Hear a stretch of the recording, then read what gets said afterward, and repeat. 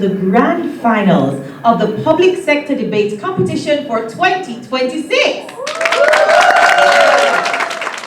I'm Kamisha Swaby. I'll be your master of ceremonies today, and I am delighted to be here for this competition.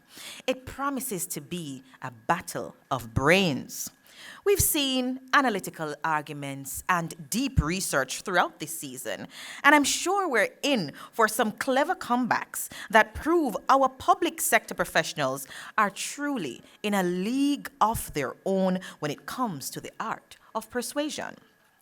The atmosphere in the room is electric. I mean, I could amp it up a little bit more, and I know you will soon. I often say I sit at the nexus where policy, people, programs, and research meet. And that is exactly what this competition is about. It's about the people of our public sector taking complex policy and research and breathing life into it through the art of debate. In April this year, a record 32 teams stepped onto the debating field for the 5th staging of the Public Sector Debate Competition, each determined to showcase their skill, strategy, and strength of argument. Over the past 3 months, the competition has delivered an exciting season of intellectual matchups, bold plays, sharp rebuttals, and impressive teamwork.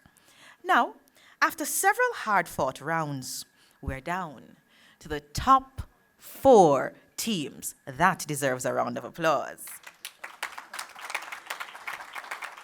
Today they meet at Centerfield for the ultimate showdown, for the 3rd place playoff and the grand finale, where the strongest arguments will decide who gains the title and lifts the trophy of Public Sector Debate Champions for 2026.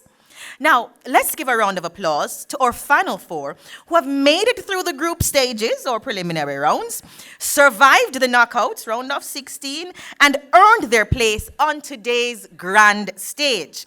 And to all 32 teams who entered the competition and helped make this season one for the record books.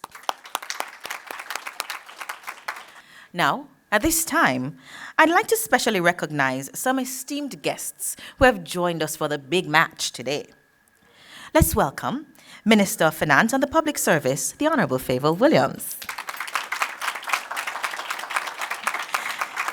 Financial Secretary, Ms. Darlene Morrison.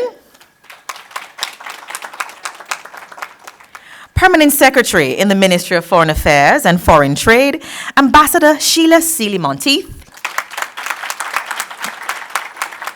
Executive Director of the Transformation Implementation Unit, Ms. Maria Thompson-Walters. And Founder and Executive Director of the Jamaican Association for Debating and Empowerment, JADE Limited, Mr. Jermaine Barrett. I would also like to acknowledge the other senior executives of the participating entities who are here to support their teams. Now, while I'm your MC for today, the honor of the official welcome belongs to the visionary behind this competition. Please join me in welcoming the Executive Director of the TIU, Ms. Maria Thompson-Walters. Good morning, everybody. Good morning. Thank you very much, Kamisha. Wow. Year 5. Excited.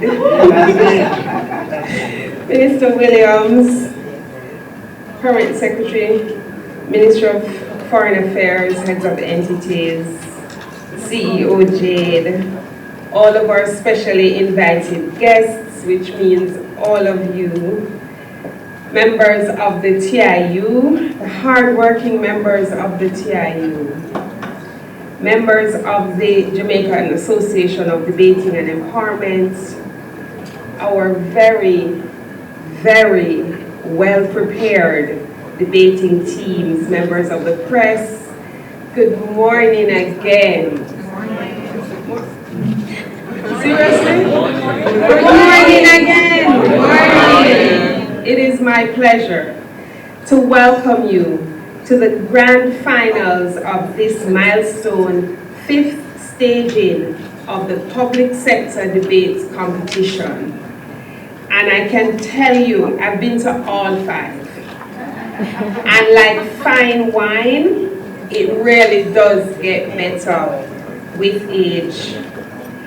We are especially pleased to have you with us for this very important occasion as we bring to a close what has been an engaging and impactful journey of research, critical thinking, public speaking, and spirited debating across the public sector. And I can testify that some of our debates in the elimination rounds were worthy of final debates. So when I say get better, gets better. Every World Cup champion has a story that begins long before the opening whistle. Behind the moment of glory are the training sessions that nobody sees, the setbacks that tested belief, the missed chances where we all want to beat up ourselves that demanded courage to keep going, and the team talks that sometimes turn pressure into purpose. A debate championship is no different. Today is not merely about who speaks the loudest or even who lands the sharpest point. It is about preparation, composure, teamwork, the ability to think clearly when the stakes are highest, and most importantly, it is about practice. Like a World Cup final, this moment will reward not only talent, but discipline, strategy, resilience, and heart. As our finalists take the stage today, let us remember that champions are not made in the final match. They are revealed here. Throughout this year's intellectually stimulating competition, teams masterfully tackled moots on artificial intelligence being integrated into the work of the public sector, to the use of performance-based contracts in the public sector, to the evergreen issue of reparations. The teams also tackled controversial moots such as mass surveillance of citizens' online activity, the decriminalization of consensual sex between minors who are close in age. Every round offered more than a contest of words. It was a demonstration of preparation, insights, and purpose. The matches were thoughtful, spirited, and intellectually engaging. And I encourage everyone, if you were not there, if you did not watch them live, please go and view them on our YouTube channel. The talent in the public service, even though it shouldn't, will amaze you. You will witness not only the strength of the arguments presented, but also the depth of understanding, policy awareness, innovative thinking, and practicability that exists across our public sector. These debaters, as have those in the past, have reminded us that critical thinking, clear communication, and informed dialogue are essential to building a public sector that is smarter, more agile, and better equipped to serve the people of Jamaica. This year's competition has been particularly meaningful, not only because of the caliber of the debates, but because of the remarkable level of participation it attracted. For the first time, a record 32 teams entered this staging of the public sector debate competition. And I can tell you, we had to tell teams no, which, is not something that we would have wanted to do, but at 32 teams, we had to draw the line somewhere. It tells us, however, that this platform is important to the public sector and that we should do everything in our power to preserve it. It reflects the growing enthusiasm, confidence, and commitment of public sector professionals to this competition.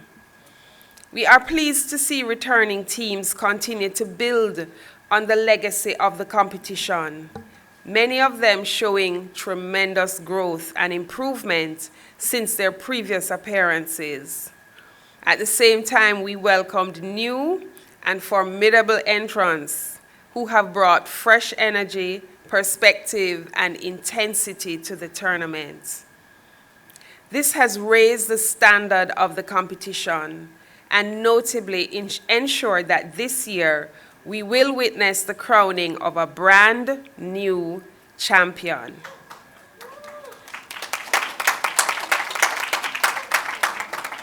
To our debaters throughout this season, it has been truly inspiring to witness your growth. With each round, your arguments became more refined, your confidence more evident, and your teamwork more cohesive. You have given of your time, intellect, and energy while balancing the demands of your professional responsibilities, and that is a remarkable achievement. These debaters, as have those in the past, have reminded us that critical thinking, clear communication, and informed dialogue are essential to building a public sector that is smarter, more agile, and better equipped to serve the people of Jamaica. This year's competition has been particularly meaningful, not only because of the caliber of the debates, but because of the remarkable level of participation it attracted. For the first time, a record 32 teams entered this staging of the public sector debate competition. And I can tell you, we had to tell teams no, which, is not something that we would have wanted to do, but at 32 teams, we had to draw the line somewhere. It tells us, however, that this platform is important to the public sector and that we should do everything in our power to preserve it. It reflects the growing enthusiasm, confidence, and commitment of public sector professionals to this competition. We are pleased to see returning teams continue to build on the legacy of the competition, many of them showing tremendous growth and improvement since their previous appearances. At the same time, we welcomed new and formidable entrants who have brought fresh energy, perspective, and intensity to the tournament. This has raised the standard of the competition and notably ensured that this year we will witness the crowning of a brand new champion.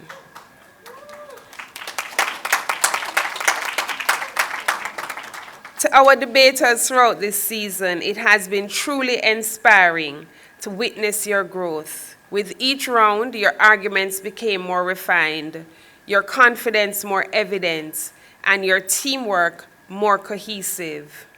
You have given of your time, intellect, and energy while balancing the demands of your professional responsibilities, and that is a remarkable achievement. For that, you are all deserving of our warmest commendation and a resounding applause.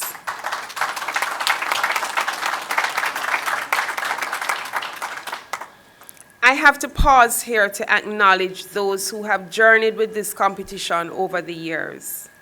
Some of our debaters have given 5 years of dedicated service to this platform, helping to shape its spirit, raise its standard, and inspire those who have followed. Your continued commitment speaks volumes about the value and impact of this competition.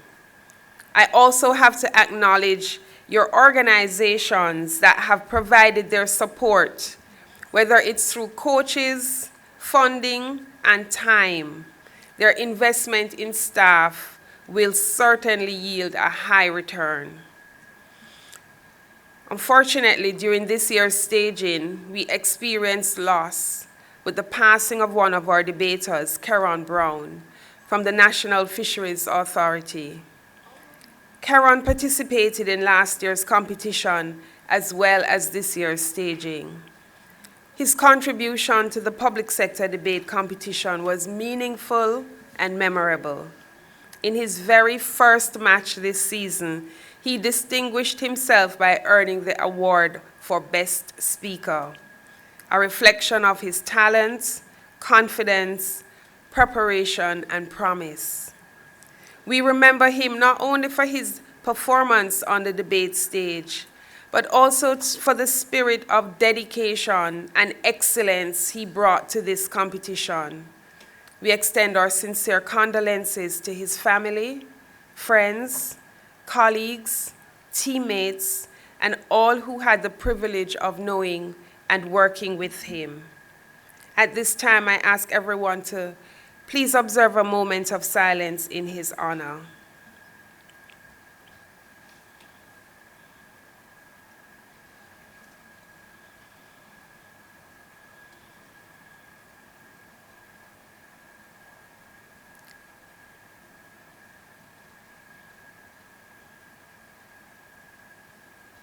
Thank you.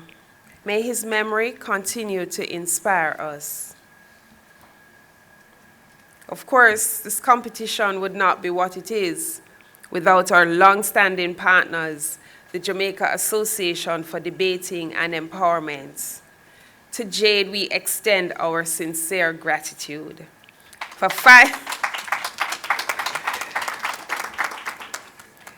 5 years, you have been the primary pillar of this competition, providing training, guidance, and judging support with passion, fairness, and professionalism.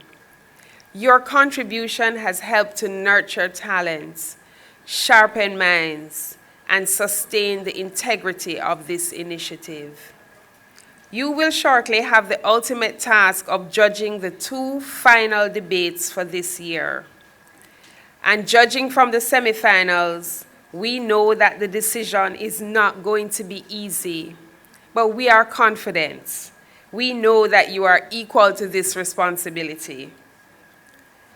To the final 4 teams, the Accountant General's Department, the Administrator General's Department, the Teaching Service, and the Ministry of Foreign Affairs and Foreign Trade.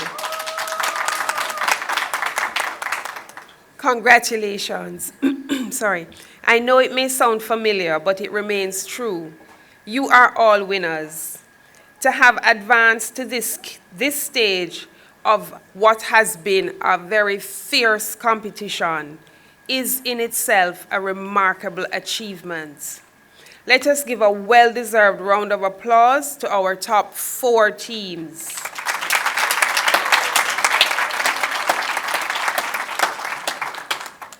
To the teams that participated this year, they represented themselves well. They represented their organizations well. And of course, as public sector workers, they showed what they could do with distinction. This year, all 4 finalists are veterans of the competition, a clear indication of the growth, experience, and improved standard that this platform continues to produce. So ladies and gentlemen, welcome. Welcome, welcome, welcome. Settle in, calm your spirits, be inspired. You are in for a treat. Enjoy the debates. Make sure you drink water so that you can shout. Make sure your hands are well moisturized so you can clap. And thank you for being part of this amazing journey.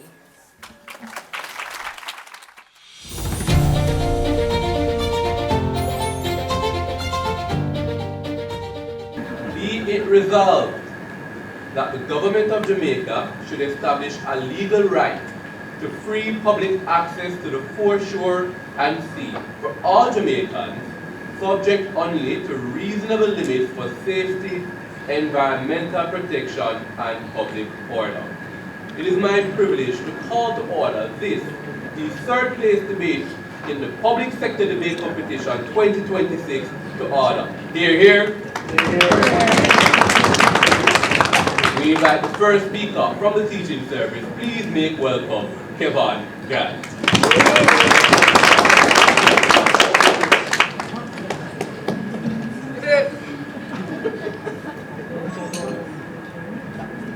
The terms that are important for understanding include, first and foremost, what legal right means. Currently, there is understandably no legal framework that establishes the idea that you and I or any other Jamaican citizen has the right to access the foreshore, beaches, the sea, and stuff like that.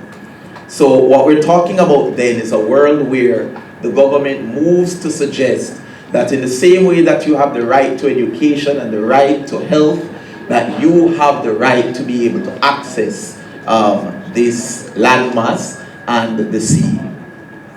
Also important is the idea that it must be free.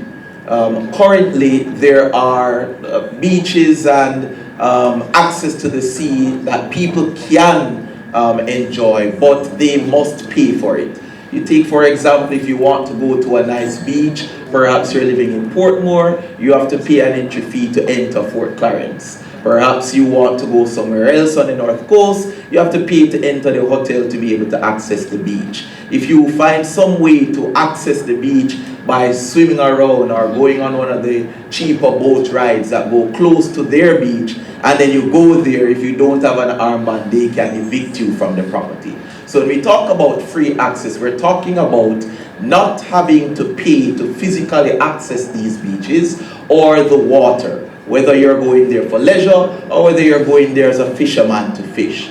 You don't pay for those. But what we do imagine happening as the proposition is that it's okay for you to physically access the property and the waters for free, but at the very least we can concede that given the fact that it costs money to maintain these facilities, then you can pay for certain amenities. So if you're talking about a beach, you can pay to probably use a beach chair. You can pay to probably use the bathroom facilities. What you do not pay for is physical access to the property. So you can go and swim and fish and whatever, but if anything else you want to do, then it's quite within the understanding and the limits and the spirit of the motion for you to pay for other stuff. Now, the limits for the access are pretty self-explanatory. If your activity is going to harm the environment, if you are unsafe being there, or if there is reason to believe that public order will be disrupted, then the government has the power to revoke the right to access and deal with it accordingly. Now, the real question is why? First and foremost, beaches are the property of the government of Jamaica. And the government of Jamaica exists for only one purpose: to protect the interest of the citizens of Jamaica. That interest includes the right to enjoy yourself. Simply put, for too long we live in a world where capitalism and the idea that the only way you can access anything in this world is contingent on your ability to pay for it.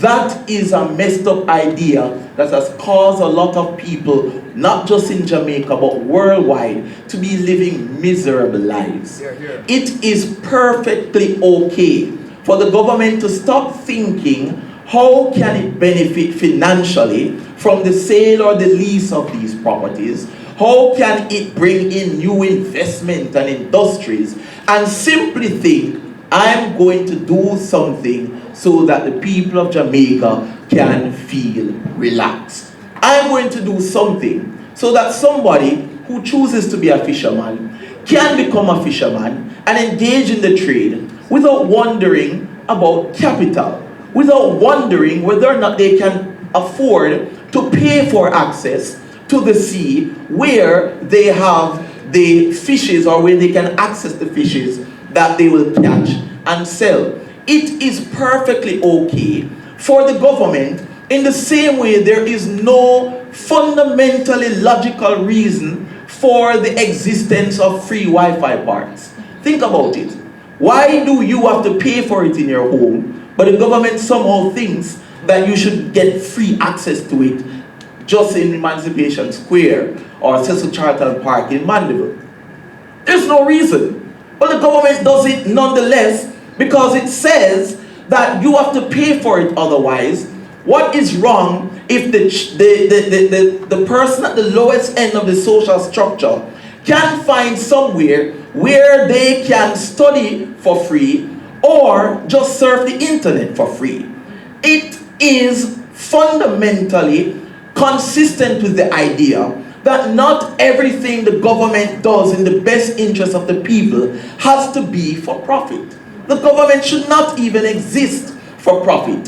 The government shouldn't only exist to think about expanding industry. The government should literally, by its existence, be concerned with whether or not people can live stress-free, relaxed life. And the access to beaches, the access to the sea, and the access to the foreshore is a part of this. In fact, in status quo, there is absolutely nothing that prevents the government from doing whatever it wants to do with the beaches. And this is why it's a problem. Because they own it, and they can do whatever they want with it. And that's what's happening right now. People who used to be able to access these things is protected time. People who used to be able to access these things, whether for fishing or whether for enjoyment, no longer can do that. And why? It's not really clear why. But we accept that the government owns it and the government can do what it wants to do with it. But at the same time, did the government at some point stop to think that perhaps the sanity of the person who wants to be able to just wake up today, having had a very long week at work, and just go on the sands, put their toes in those sands, and relax? Did the government consider that this is a part of why it exists as well? And the government does know it. That's why they have securities for entertainment zones. Really, why shouldn't they just pay money for parking and acquire the land? They don't just do it. The government says the social is important, and so the government created policy for it.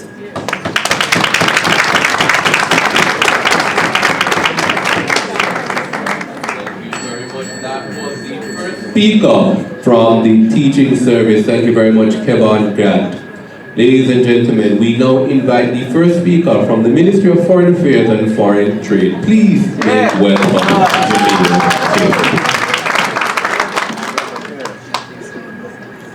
Now let us address a few things. We hear the proposition coming here talking about fees. Well, the money has to technically come from somewhere. We don't exactly have a great track record of managing public infrastructure as a people. And we want to go to beaches where it is safe, it is clean. We have to pay for it.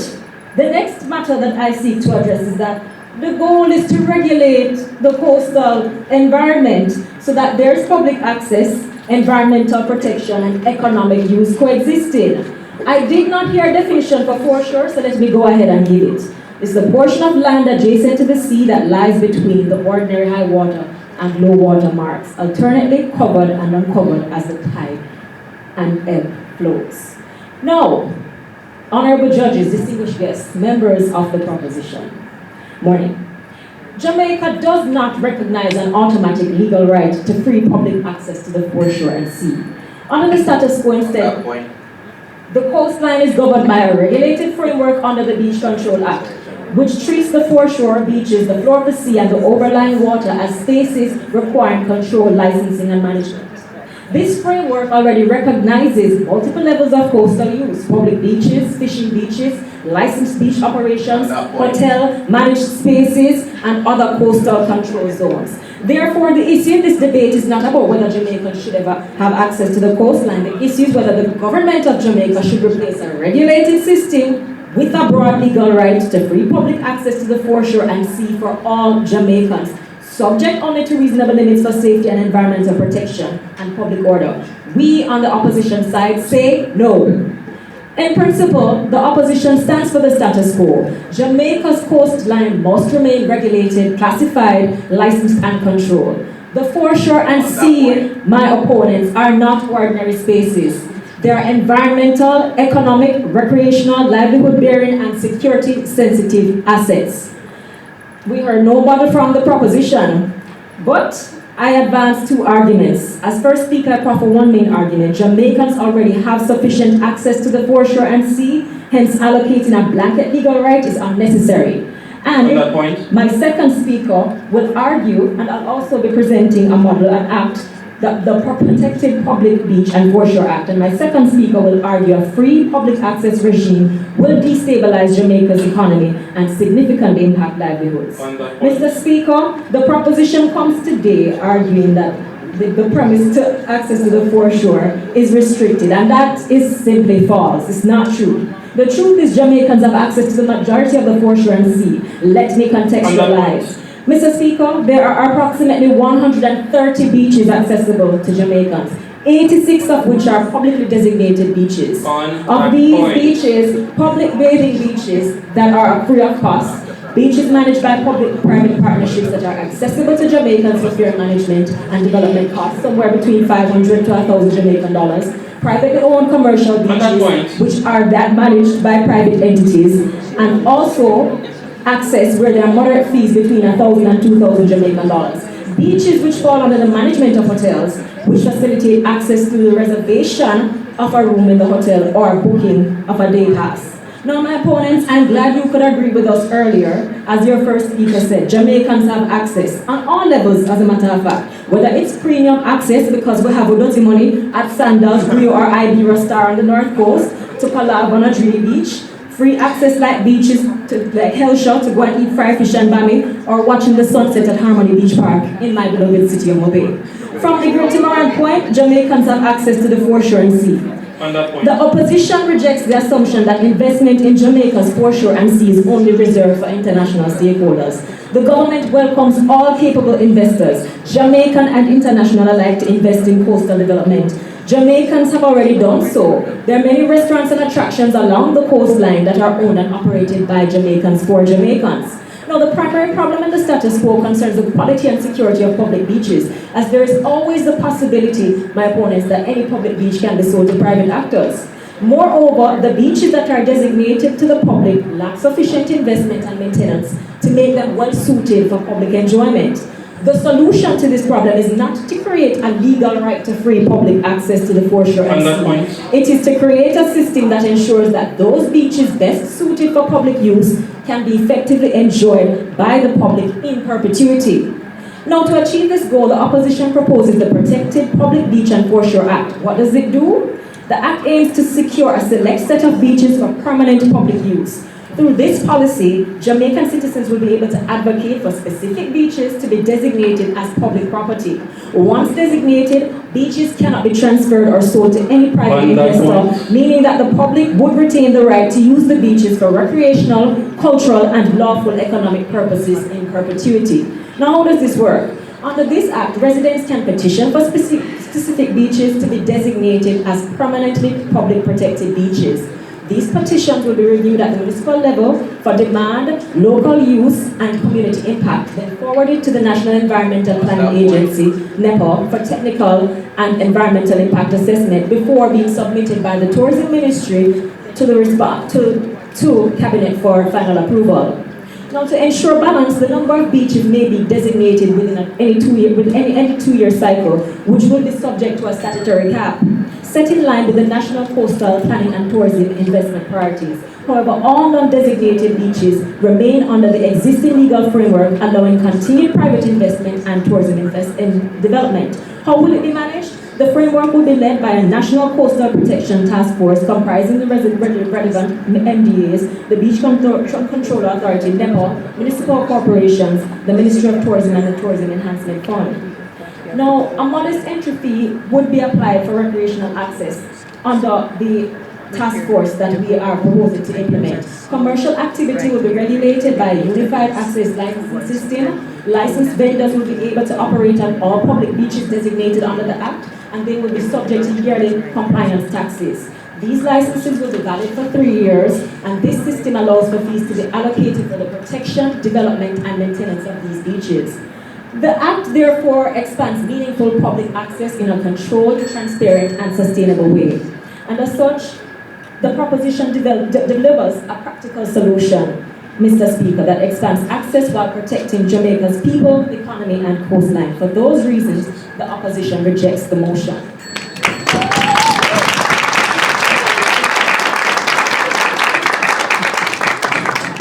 Thank you very much.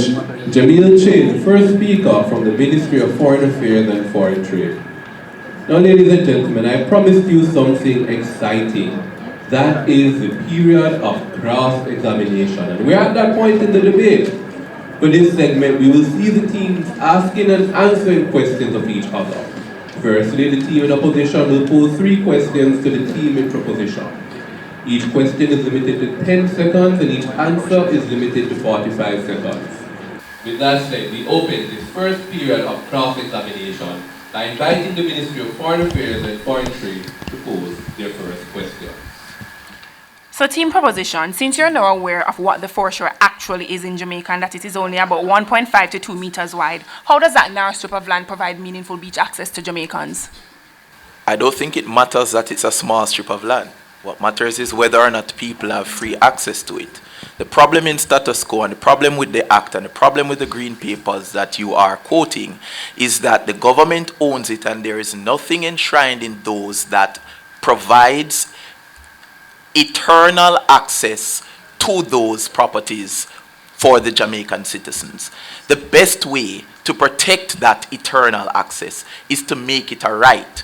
When things are rights, it is not easy to remove them. But as things are the way they are now, if the government wakes up and decides to sell it, it sells it. If the government wakes up and decides that we're going to protect it and lock it off, it protects it and lock it off. All right, so even if we're supposed to accept that, if the government is already struggling to maintain the existing public beaches, why should we then believe that they can manage such a broader free access right across the coastline?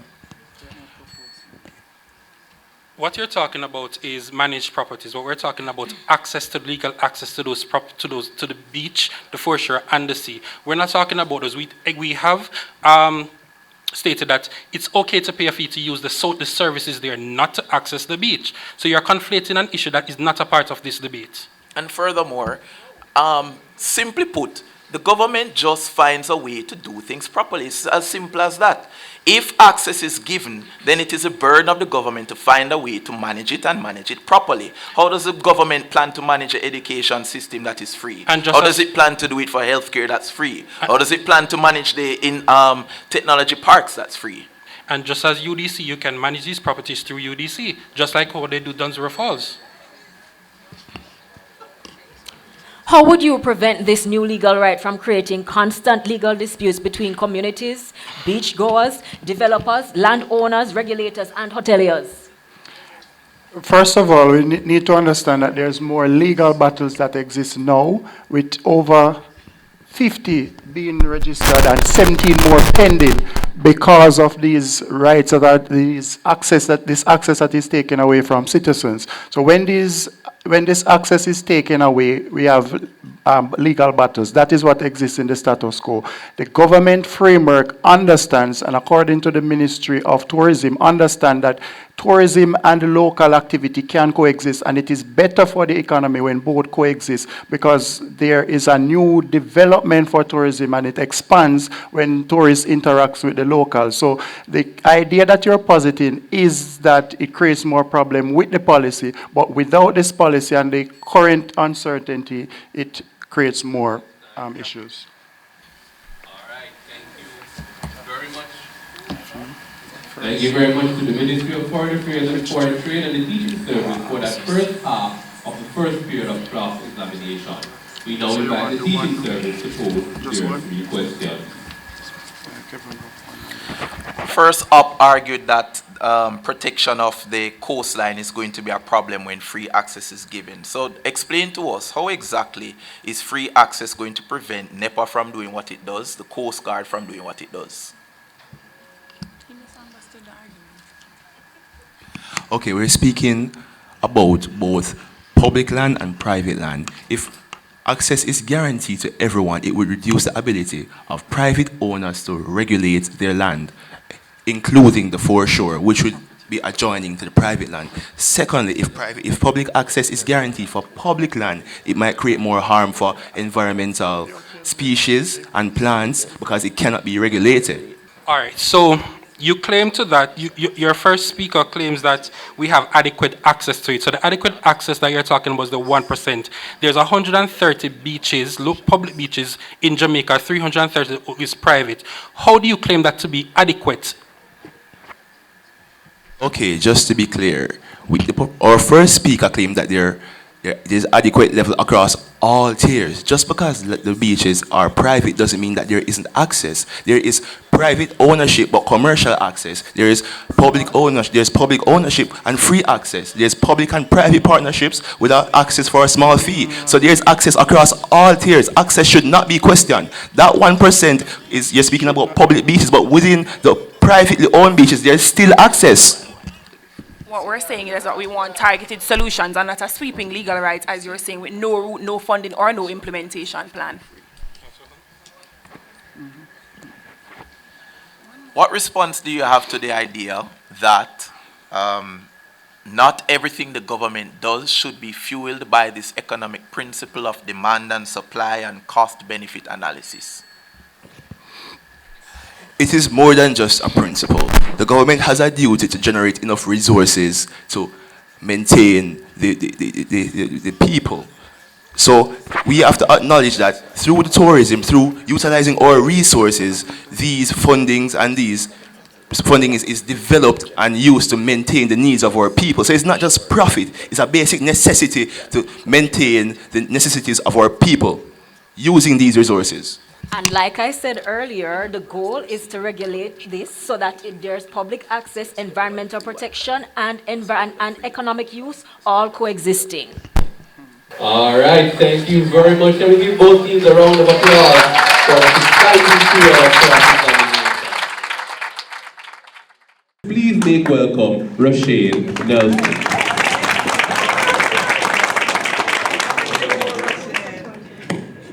Mr. Speaker, members of the panel and the audience, we understand that it's a delicate balance and many things need to be balanced. We need to balance access for citizens, environmental protection, as well as to ensure that we can survive economically. What we get from side opposition is that there's widespread access. I don't know which world they live in, which Jamaica they live in, but this does not exist. They are saying that we will take away the rights of the private landowners. That's never what we proposed, and that's clearly far-fetched.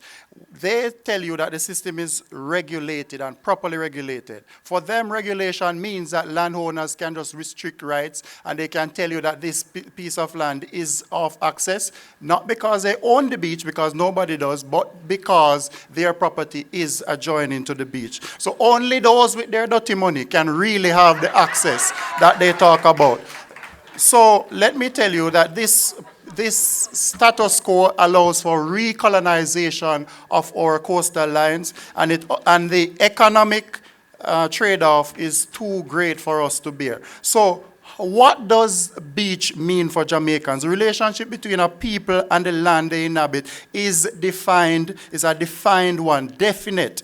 Land shapes identity, culture, social life, economic activity, traditions, even religion. You take away a people's land, you begin to take away their identity. For Jamaicans, that relationship is inseparable with the coastal lines. We are not simply a country with beaches, we are an island nation whose history, culture have been shaped by the coastline. Restricting access to our beaches is comparable to taking away lands from Native Americans or the access to the plains from the Mongolians. The loss is not merely physical, it's a loss for the people's connection to the place that defines them. When this happens, we see three things. Only wealthy and the tourists can consistently enjoy Jamaica's greatest natural resources. And the entire, I'll let you know when I'm ready, and entire coastal communities lose economic opportunities. Additionally, Jamaicans lose the ability to truly experience what makes us islanders. We become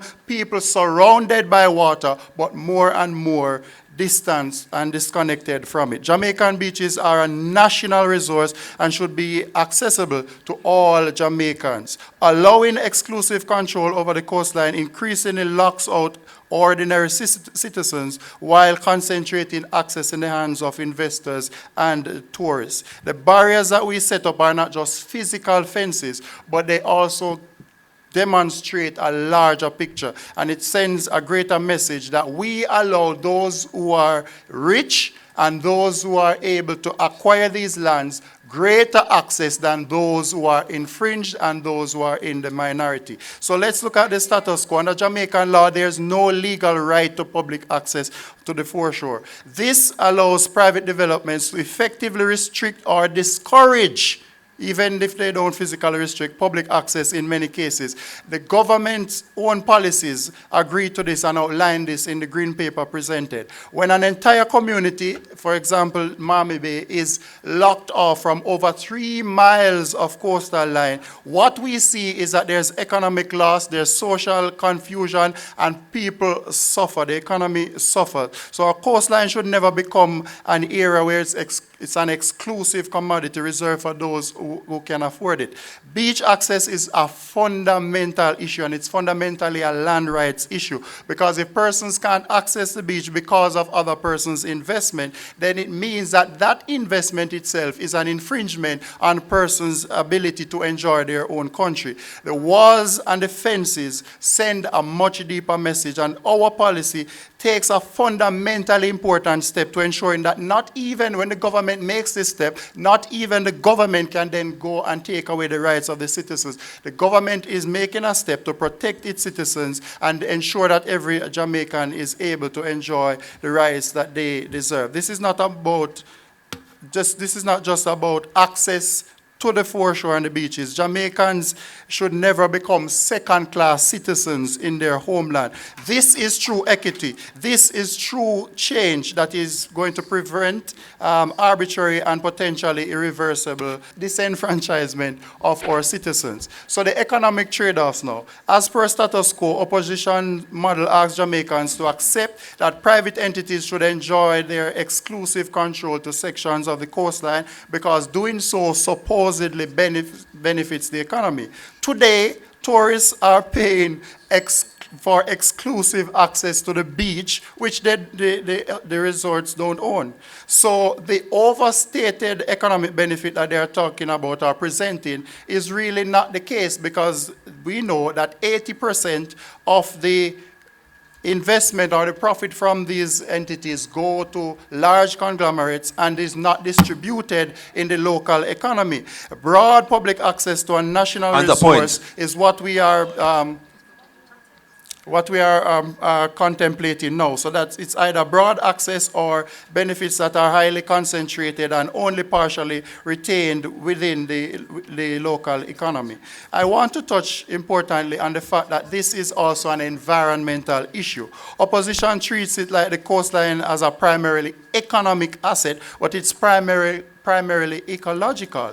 It is the first line of defense against climate change, storm surges, coastal erosion, and the works. We don't want what happens in Bali to happen in Jamaica. We don't want the continual erosion as we see in the Montego Bay Marine Park and in Negril. So even if we get the economic benefits, it is self-defeating because it undermines our ecosystem, a resource that we cannot put a monetary value to. So unrestrained, and that is why we are proud to propose.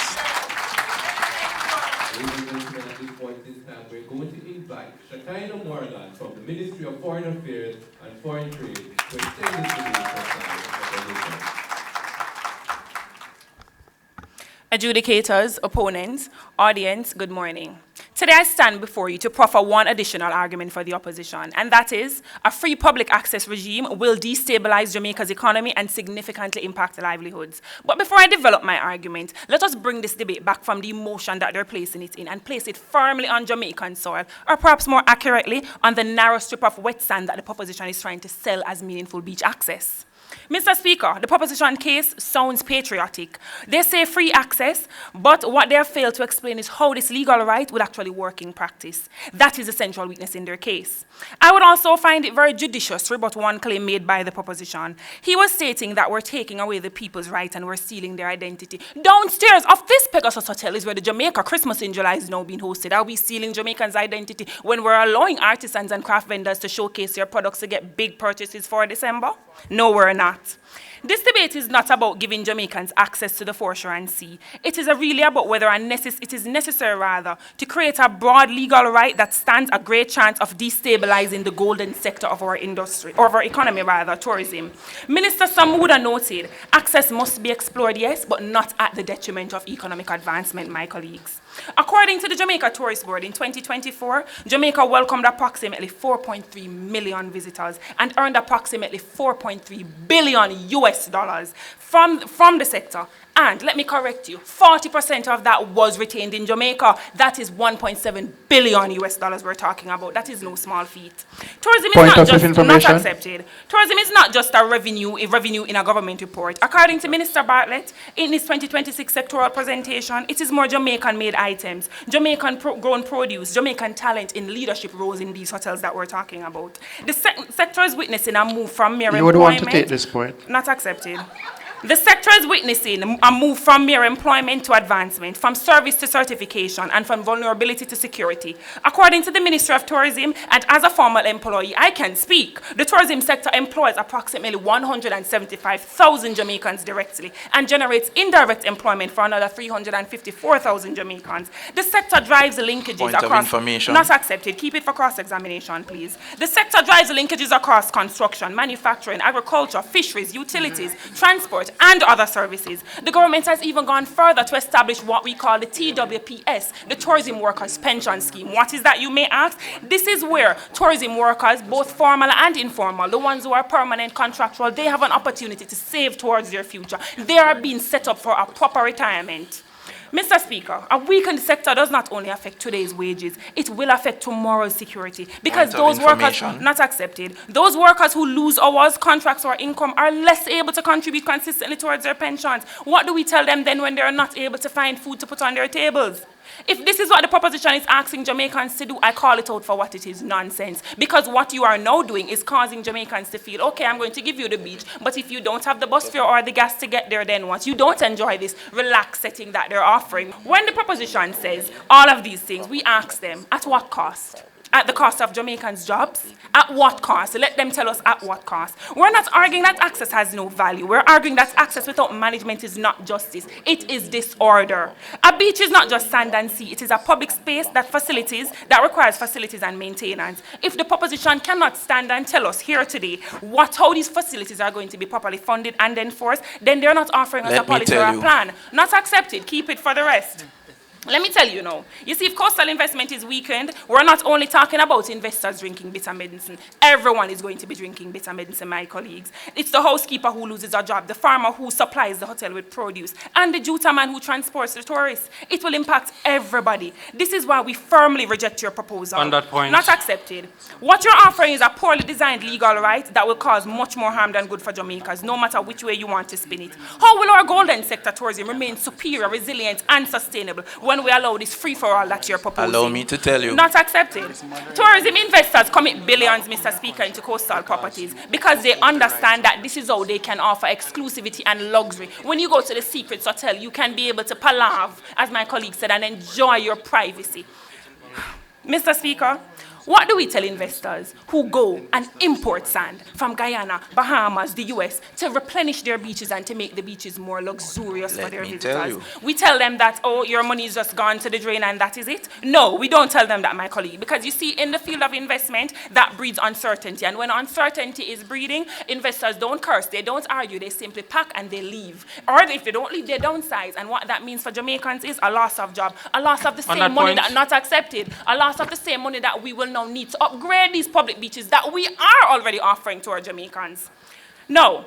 Even if we were supposed to say that access is free, access to the foreshore is there, it cannot operate in isolation. In practice, access requires entry points, parking, security, bathrooms, lifeguards, and the whole gambit. Now, who is going to do that? We're going to force the government now to find that money from somewhere, pull it from the education budget, pull it from some other ministry that needs the funds, pull it from the same tourism ministry that is doing so much and need the money to continue to do more for our Jamaicans. No, my colleague, we will not do that. That is not justice to Jamaicans. That is self-sabotage, and we will not stand for it. The proposition is treating the coastline as if it can be governed by one broad emotional slogan, free access for all. But responsible governance requires more than a slogan, my friend. It requires a model that balances access, jobs, investment, safety, the environment, and property rights. And that is why we presented our model today, which I've yet to hear your model, because we're about planned, funded, managed, and protected beach access. Mr. Speaker, I pause because I don't think I need to say much more.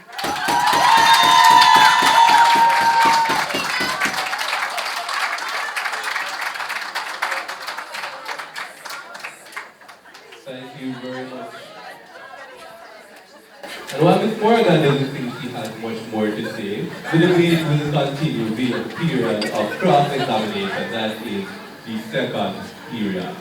This time, however, while the rules remain largely the same, this time we invite the teaching service to pose their questions first. What framework exists that eternally protects the access you talk about if government at some point chooses to close access to some of these properties and divert ownership to these properties to private firms? So let us give you a reminder of what we presented in the first speaker. With the first speaker, we presented the Protected Beach Public Access Act, which will guarantee beach access for the public in perpetuity, which means forever. Under this act, as we said, the access would be through moderate fees, and commercial access would be through a unified licensing system, which will help to develop and maintain these beaches that is designated under the act. All of this was presented by our first speaker. So I hope that answers your question. Sure. What 4.3 million can afford to pay and come to those beaches and palav? Why can't 2.7 million who were born here access some of it for free? Again, as the first speaker said, there is access, there is free access. So they can access some of it for free. And they can access for a small amount of money as well. So what are you saying here? Call Auntie Joyce at Western Union and beg her some of the money for go to the all-inclusive. What? There are options at all levels. Free, moderately priced, and more expensive. There are options at all levels. There are levels to this proposition. And there are options. Thank you. So given you agree that free access exists and should be maintained, then what are you arguing now? What we're arguing is that we're reminding you what the foreshore is. So what you're proposing and offering Jamaicans is not proper beach access. It is just a narrow strip of land. We now invite the Ministry of Foreign Affairs and Foreign Trade. So my question to you, opponent, is where does the access stop when we allow Jamaicans to enter the hotel's property? Is it at the pool or the buffet or just the foreshore? Point of it, hold on. You're conflating an issue It seems like the only definition you got right is foreshore. We are clear on the fact that nobody owns the beach, so we are not giving access to persons' private property where they can walk and stroll through the property. We are giving them access to what belongs to the government, and it's important that citizens have access to what belongs to the government for free. Okay, so two things. That's a quick point of information for you. The government reserves the right to lease the foreshore. Given the virtually inseparable proximity between the foreshore and the beach, how will you ensure that privacy to the beachfront property owners is protected if a legal right is granted? First of all, the foreshore is the beach. When the definition says that it's the strip of land between the high water and the low water, they're talking about when the tide comes up to the sand, the highest point that the water reach and the lowest point that the water reach. Secondly, what we said to you is that entities that privately own those properties get to do what they're trying to do. The problem in reality now is that the government are taking those other properties not set up as establishment and preventing people from accessing it, selling some of it. What we want to do is stop that and allow the citizens of Jamaica to continue to access places like Little Ochi that used to be free that they now cannot access for free. We want to allow people to prevent the government to prevent Helsha, which is now free, from having to be something you have to pay to access. If the possibility of exclusive access to the foreshore is removed for investors, how can you guarantee that Jamaica would remain as a preferred destination for investment? All right, so we can't remove what really does not exist.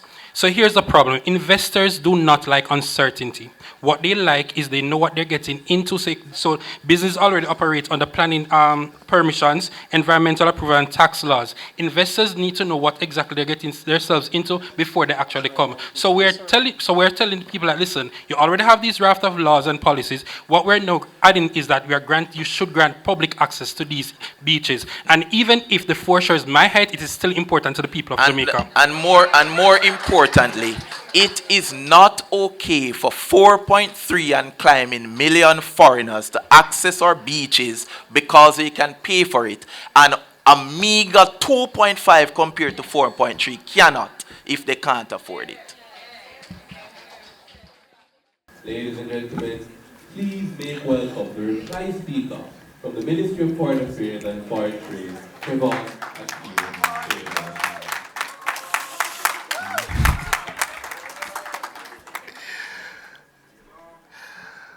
Distinguished adjudicators, honorable hosts, proposition, good morning.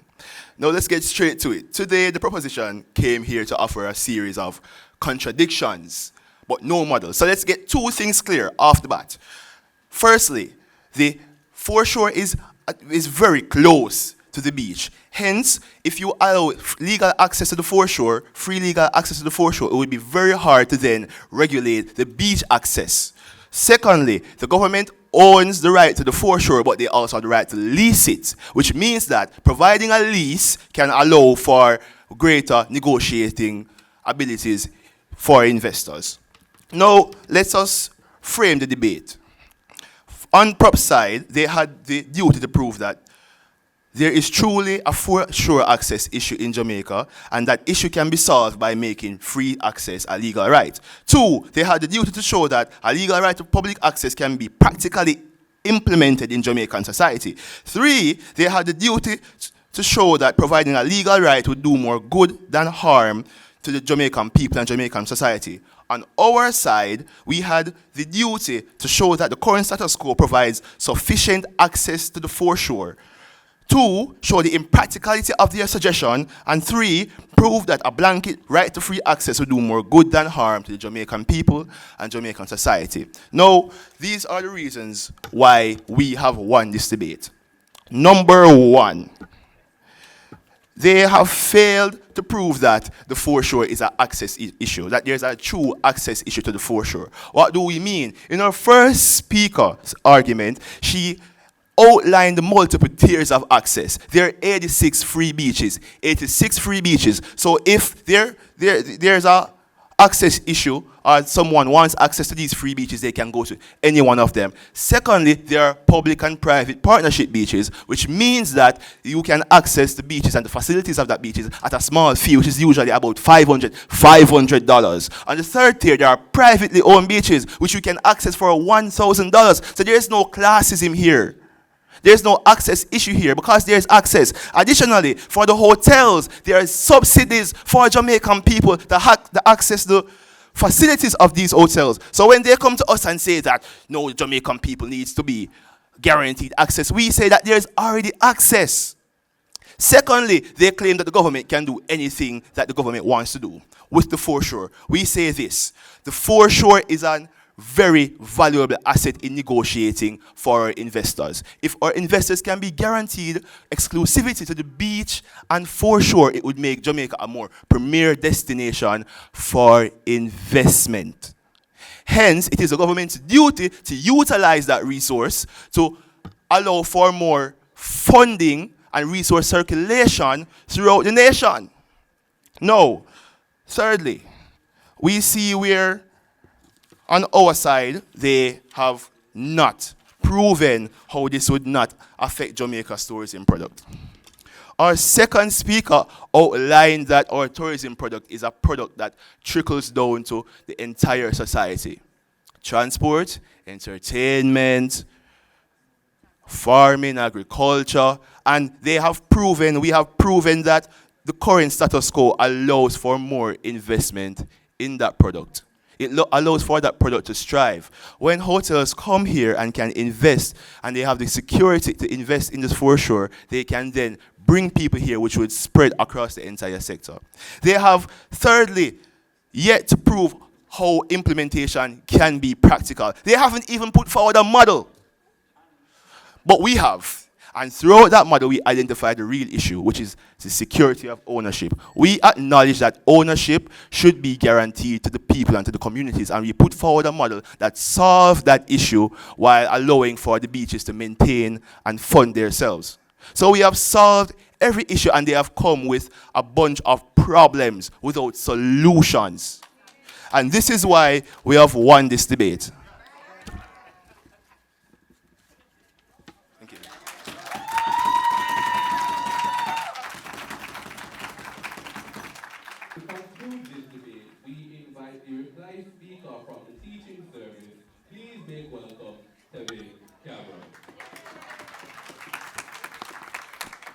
So, Mr. Speaker, the opposition is supposed to come up here and defend the status quo as it is. They never did that. They told us a raft of things that they want to do. But what they have not told us is that the current status quo does not give us an enforceable legal right to have access to these beaches.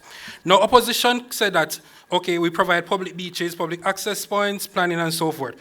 Yes, the status quo contains important protections. The question is not whether it contains some protection. The question is whether it provides equal, enforceable, and predictable outcomes. Now, let's take the argument of economics, Mr. Speaker. They talk about tourism. Inclusive tourism is economically stronger than exclusionary tourism because it reduces conflict, which is currently taking place now, because what the government has done is that they have sought to commercialize Miami Bay, the Bob Marley Beach, and so the people are taking them to court on this. If we had a legal right to access these places, then we wouldn't have litigation, Mr. Speaker, and that drives away investors from coming to the country, which they have failed to tell us why. Why is uncertainty a problem in this debate? Now, they have tried to tell us that the debate is there's something less far fundamental about this debate. It asks that the legal relationship between the Jamaican citizens and the one defending the national resources. So the question is, should access to the foreshore and sea depend on fragmented legislation, administrative discretion, and political goodwill, or should it be protected by an enforceable legal right? Everything else in this debate is simple evidence pointing towards one of these worlds. Now, public policy, Mr. Speaker, should not be judged against perfection. It is judged against comparatively. Our burden is simply to prove that Jamaica is better served, not perfect, when access to the foreshore and sea is protected by law rather than left to discretion. Once that comparison is accepted, government wins this debate. So let's reduce this debate to 3 questions. Question 1. Whether access to the foreshore and sea should be protected by law or left to administrative discretion. The constitutional heart of the motion, because the motion does not ask us to improve beach management, it asks us to establish a legal right. Opposition answer has consistent: trust government, trust NEPA, trust planning authorities, trust future administration. Government has equally consistently said, trust the law. Rights exist because some relationships are far too important to depend on whether whoever happens to exercise power. Policies express intention, rights impose obligation. Under opposition world, government may protect access. Under ours, government must protect access. That distinction matters because rights outlive government's policies and political priorities. Even if we accept them at their very best, even if today's government responsibly today's planning and authorities are competent and today's policies function reasonably well, they still lose this clash. Rights are not created for today's government, they're created for tomorrow's. They exist precisely because goodwill is temporary while law endures. Their model depends on continued exercise of good judgment, ours institutionalized protection regardless of who governs. Second question, what kind of relationships exist between Jamaican citizens and the one of Jamaica's defining national resources? Opposition treated beaches as recreational assets. Government treated them as a part of national inheritance. The distinction changes every single thing in this debate. The coastline is where communities live. Fishers work, families gather, and culture is expressed. It is a part of our identity as an island nation. The question is whether or not some of Jamaicans already have access. It's not whether some Jamaicans have access. The question is whether every Jamaican should have an equal legal relationship with the resource held by the state on behalf of the nation. This is why government spoke about equal citizenship and public trust through Rushane and Kevon. Public ownership without meaningful public rights is symbolic. If the state holds the foreshore for benefit for Jamaican people, then citizens should enjoy the meaningful legal relationship with it. Opposition never answered this principle. Third question. Which world better serve Jamaica's future by balancing rights, citizens' rights, tourism, environmental stewardship? Opposition consistently presented these values as competing interests. Government proved that they are complementary. Our policy preserves private property. We never say we're going to take away people's property. Hotels continue to own in their land. Charging for accommodation, offering premium services, environmental restrictions remain. Public safety restrictions remain. The only thing that changes is that commercial convenience alone can no longer override a citizen's legal relationship with the shore. Now, why should we exactly create this right, Mr. Speaker? We're not taking away people owned by investors. We're preventing them from acquiring more, or at least acquiring it if they will charge to access it. Secondly, we are preventing government from simply blocking the foreshore and sea unless there is genuine environmental and safety protection or concerns. And that is why government has proposed this motion, because we want to give every Jamaican access to what belongs to them. I rest my case. In the words of Erling Haaland, well, well, well. What a debate. No, let's roll. We just witnessed 2 teams navigate one of the real pressing questions of Jamaican society, culture, and political space today. See, who owns the foreshore? How wide is the foreshore? Who has the right to access our sea, whether they're rowing, fishing, swimming, whatever? And what made this debate so compelling is that it wasn't just presented as a legal rights question. We heard economic arguments about livelihoods and tourism. We heard social arguments about equity and access for all Jamaicans. We heard political arguments about governance and the role of the state.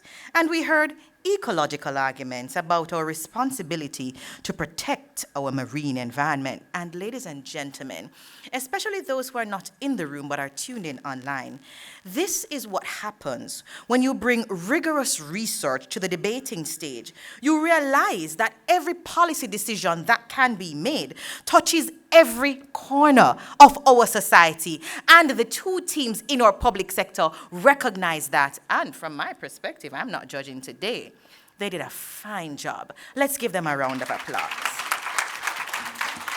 So, Before we get into the most exciting part of the day, I'd like to welcome Mrs. Stacey Carty, Administrator General.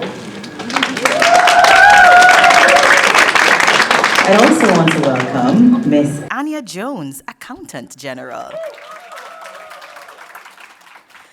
What I know is that today, I'm expecting some analytical arguments, grit and tenacity, as well as determined wit to help us identify which AGD will be the champions of the 2026 season of the Public Sector Debate Competition.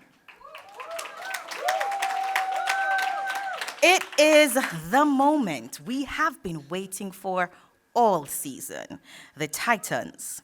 Now, I will now invite the Accountant General's Department, the Proposition Team, and the Administrator General's Department, the Opposition Team, to take their seats. Please wait until I call your name one by one to walk up here.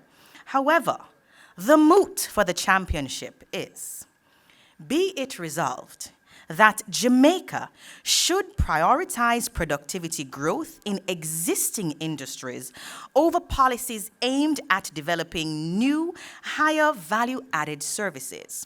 Let's take that again. Be it resolved that Jamaica should prioritize productivity growth in existing industries over policies aimed at developing new, higher value-added industries. This is the nexus in action. Productivity versus innovation. And these two teams have fought through 5 rounds to be here.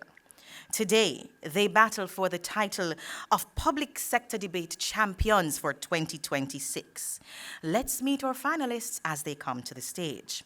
From Team Proposition, the Accountant General's Department, we have a preliminary round Best Speaker, First Speaker, Captain Brandon Lee Fagan.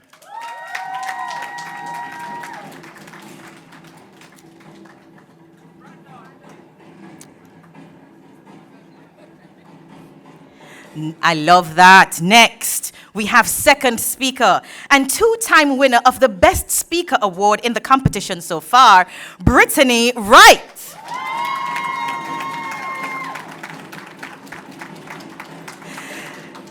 And rounding out Team Proposition, we have another Best Speaker awardee and reply speaker, Ricardo Brooks.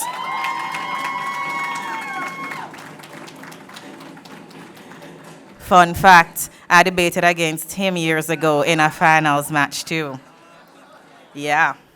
Now, let's meet Team Opposition, the Administrator General's Department. Best Speaker awardee, Jessica Lewis, is the first speaker.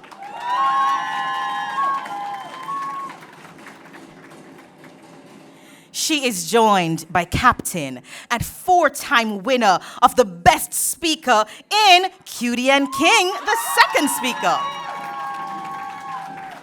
Now she's going for the Golden Microphone Award, not the Golden Boot. 4 times? All right. And completing the team is their reply speaker, Marissa Moore.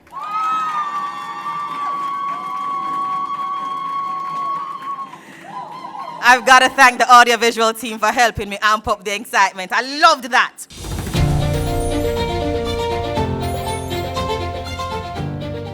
The motion for the grand finals reads, be it resolved that Jamaica should prioritize productivity growth in existing industries over policies aimed at developing new, higher value-added industries. Ladies and gentlemen, help me welcome the first speaker from the Proposition team to take the stage. And of course, his name is Brandon Lee Fagan. Honorable Chair, members of the House, good day. This debate is about Jamaica's current economic capacity and the strategy that best secures the future for the masses. The proposition here today is to advocate for a straightforward idea of disciplined economic sequencing. We say Jamaica should prioritize productivity growth in existing industries over policies aimed at developing newer, higher value-added industries. Mr. Speaker, a developing economy cannot do everything. Government must therefore sequence development so that they can obtain the most from the resources for the good of the society. So, should we extract the best results from what we have or gamble on uncertain outcomes? We stand firmly for prioritizing productivity in existing industries. So let us define a few terms. Prioritize is the first allocation of scarce fiscal, institutional, and human resources. Productivity growth means increasing output per worker through efficiency, technology, and better systems. We identify education, transportation, and technology as central to that idea. Existing industries include tourism, agriculture, business process outsourcing, logistics, and services sector.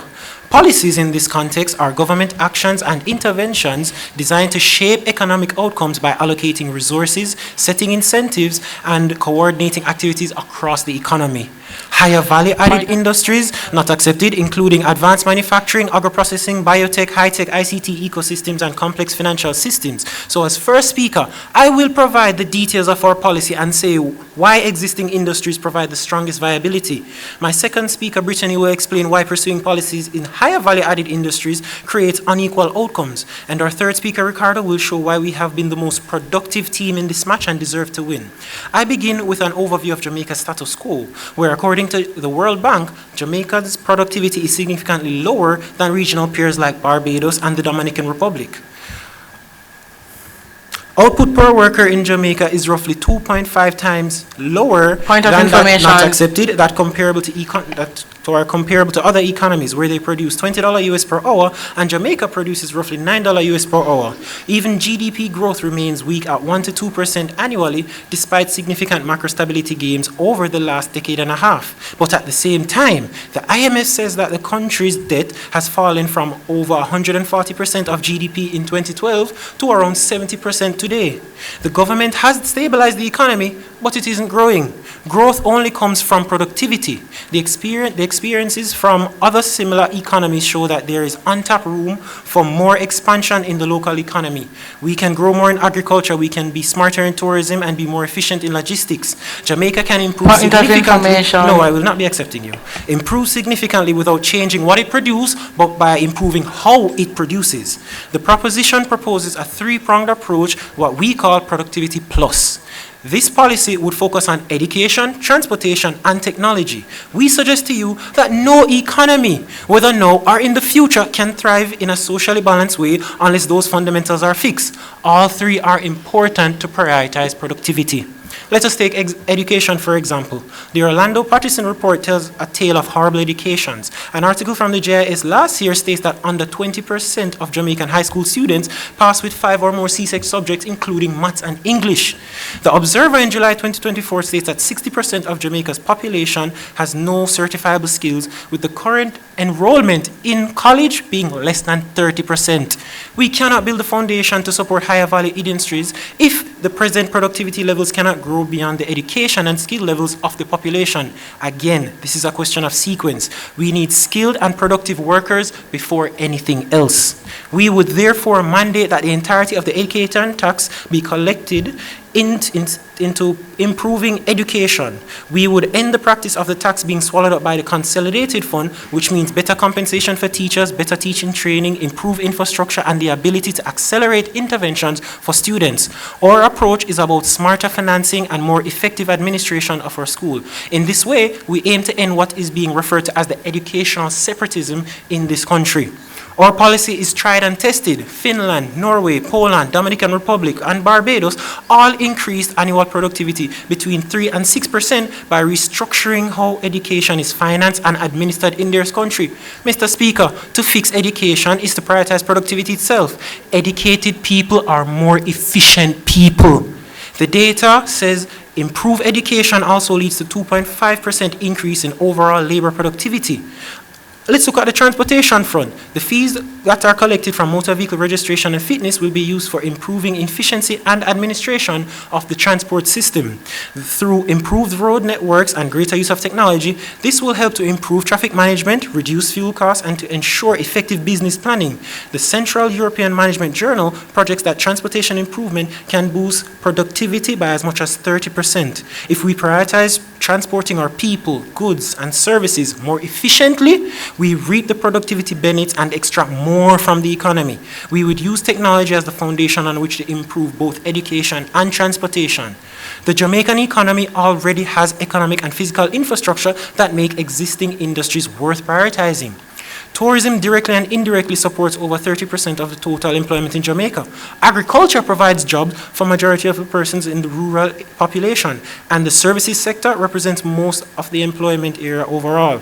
Together, these industries account for approximately 80% of the country's GDP, according to the World Bank.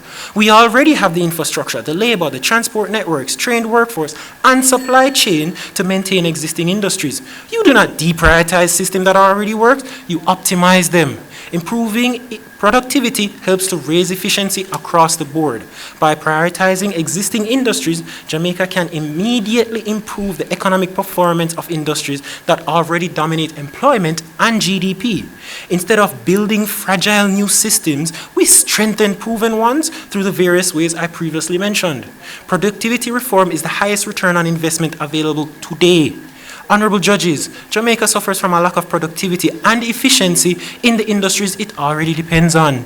Before Jamaica builds new industries, it must ensure the existing ones can carry the weight of that ambition. And for those reasons, we proudly propose. Hear, hear.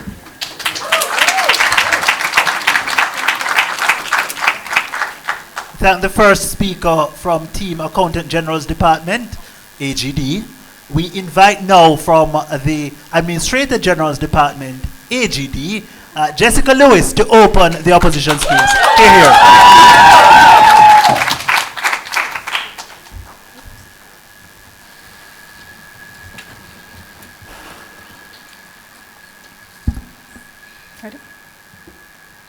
Adjudicators, finalists, and supporters, good morning. It is imperative that we clarify some grave misconceptions put forward by the proposition, as they are a bit misguided in their approach. Indeed, while we cannot do everything, we must ensure, ladies and gentlemen, that whatever we do it well. You have started, my opponents, by stating issues that our economy is facing, but you have not mentioned that the issues we face is not due to a lack of productivity growth, but it's an issue that is due to stagnation in our economy. We have the infrastructure, as you have stated, but we're not seeing the growth. Building it is not what we are saying. We are saying add value. We will, however, accept the definitions you've put forward. You've at least been correct in that. The proposition has failed to discharge their burden to show why we must continue to prioritize productivity growth in existing industries when Jamaica is in a dire need of a deliberate shift towards developing new higher value added industries that can change the projection of our economy. Point of information. Not accepted, no matter what they've said to try to sway you to their favor, albeit it was a little not very convincing. Please note that all that glitters is not gold. In this actual status quo, Jamaica continues pouring energy into existing industries such as tourism and agriculture. These are traditional industries that excel due to the existing time, and indeed they have and continue to contribute to the economy. However, adjudicators, productivity growth within these sectors has a ceiling that they fail to mention that can only take the economy so far. Point of information. What drives a top economy must be that which not accepted, must be that which provides for and builds future capacity, higher earnings, and a real sovereignty. That said, today we will show you how higher value-added industries will provide a diversified economy and how we should take advantage of our unique positioning in the world. Our second speaker will show you how the proposition's world locks us in path dependency and highlights additional benefits to said diversification. Our third speaker will drive home our points that this position is the road to a better Jamaica. I promise it's an easy question. Higher value-added industries not accepted results in diversified economies that is better suited for Jamaica. In a global world, Jamaica must not be left behind in evolving our economy to meet demands of our local and international market. What do the likes of China, Japan, and Taiwan, countries with the highest value-added industries, have in common? They see value and make use of it. They adapt to change, hone in, and perfect it. If Jamaica keeps prioritizing existing industries, we will keep lagging behind while the rest of the world evolves. Point of information. Take this existing BPO industry, for example. Jamaica is the leading BPO location in the English-speaking Caribbean. Yet the sector is significantly limited with harsh working conditions, high employee burnout, limited career mobility, and dependence on low wages. It is also heavily reliant on outside forces. That is why we need to step into better, more future-proof sectors like global digital services, which encompasses IT outsourcing, software development, and cybersecurity. AI technology, as we all know, is ever demanding. My opponents have mentioned technology, but it is not an existing industry, but rather it's a higher value-added industry. They've gotten it wrong there. Attention must be placed on policies that enhance these industries with tech-based production and innovation. It matches Jamaica's growing legal direction with the Cybercrimes Act and the Data Protection Act. We have taken the BPO industry and we lead it. Imagine the returns when we revolutionize this to become better, higher valued industry to further our economic ambition. Point of information. The Amber Group, my opponent, not accepted, and the Heart Trust NSTA already have started out offering AI degrees. We have a policy environment that already points towards these developments, but they need deliberate government support to grow effectively, ultimately to protect Jamaica's rights, better worker benefits, and make us far more marketable. Point of information. Back in 2021, not accepted. Let me get through my points. The PIOJ stated that new industries only grow with government prioritization and support programs. That is crucial, as Jamaica's last cohesive documented approach to developing industries and subsectors was implemented between 1996 and 2010. What year are we in now? Thank you. While we have had Vision 2030 and other policies, none have been on the scale nor required to move the nation to change. The lack of a sustained and strategic push means new industries remain underdeveloped and Jamaica continues to waste potential. I won't be long. Go ahead.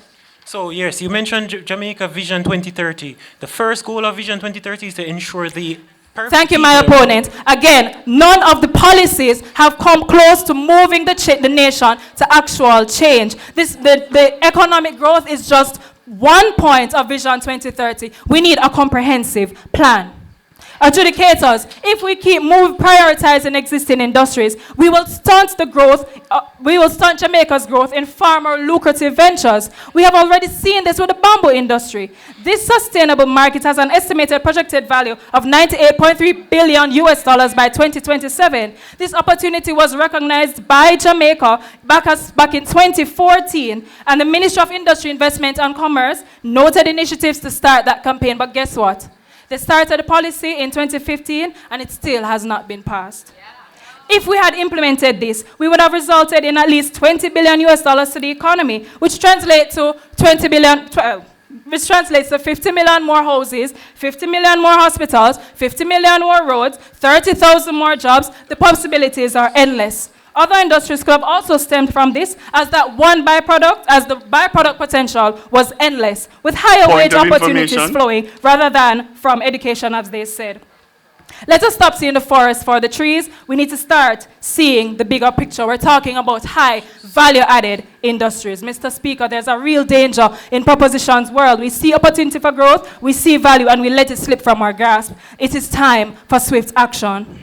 So this leads me to my final point. Jamaica is strategically placed in a world to have geopolitical advantage that we must capitalize on going forward. My opponents have mentioned logistics, but with the expansion of the Panama Canal, Jamaica is poised to benefit from new and innovative commercial ventures as it seeks to position itself to join Rotterdam, Dubai, and Singapore as the fourth node in international logistics chain. This is, in fact, a higher value-added industry, not an existing one.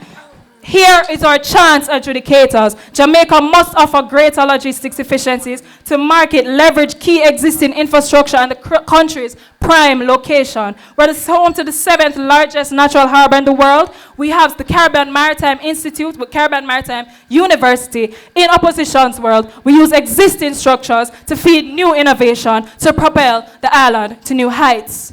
In conclusion, we're here to build a stronger Jamaica. Thank you. We oppose.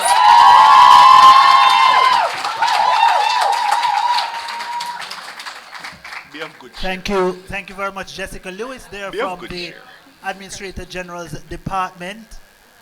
We now move to the first segment of cross-examination. In this segment, the Opposition Team Administrator General's Department gets a chance first to ask 3 questions of the Proposition Team Accountant General's Department. Each of those questions is limited to 10 seconds. My opponent, you mentioned sequential development. Since we've already started by prioritizing existing industry, doesn't the next thing in the sequence falls to now prioritizing new value-added industries where we can get more? Not until we have reached the capacity of the existing industries, and we're telling you that we have not.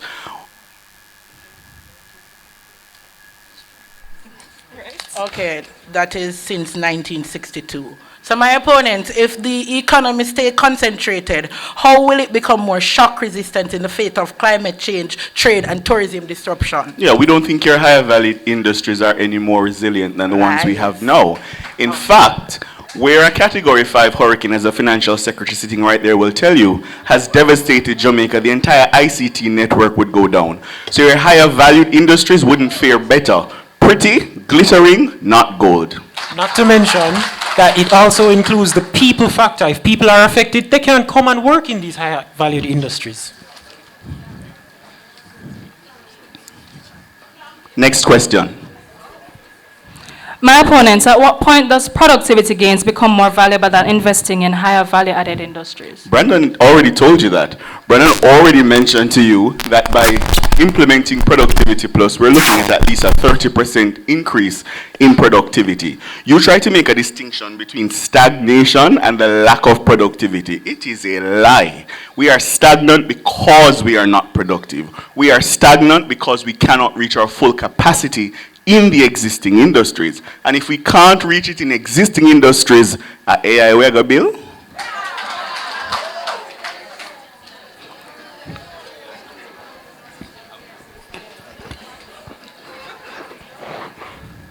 Should have taken the point of information. Our turn, my go. All right, we thank you for that first half of this cross-examination. We now invite the proposition team to pose their questions to the opposition team. Where will the skilled workforce come from to build out higher value industries? Thank you for that. Mr. Speaker, I don't think that team proposition has been giving Jamaica a fair chance, asking if an AI rego bill. What you mean? We need to move with the world and we need to move with the times. Mr. Speaker, are we going to do what we've always done and get what we've always gotten with these low-skilled workers? Are we going to allow their children to born into them being low-skilled? What we on team opposition is suggesting is that we upskill these workers, and not by creating brand new things as they would like you to believe, but by adding value. Mr. Speaker, we said to you that when we add value, we get more than productivity growth. When we add value, the growth that we get is sustainable development. The growth that we get is Vision 30 activation. We're saying don't continue on the production growth ceiling because an orange will always be valued $1. Let's get orange juice for $10. She hasn't told you where she's going to get the workforce from. Next question.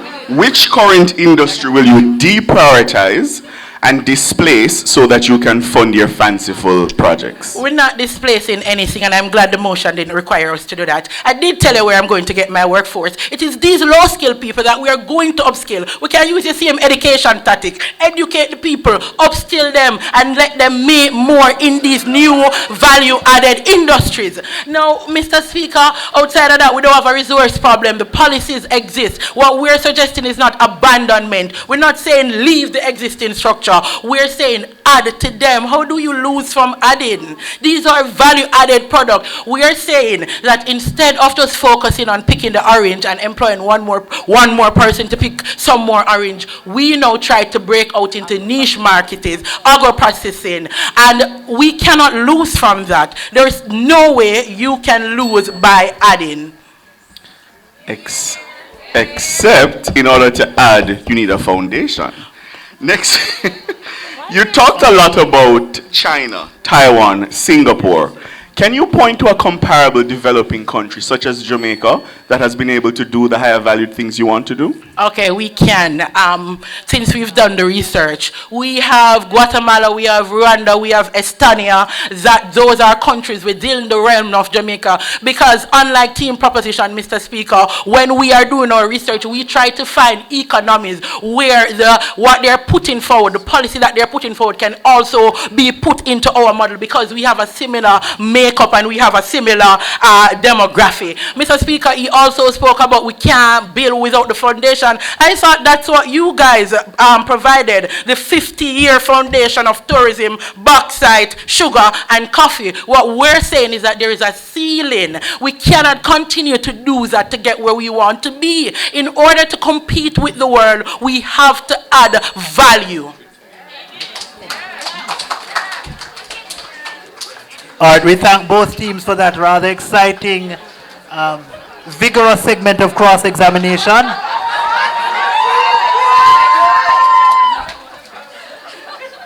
And we thank the audience for your involvement as well.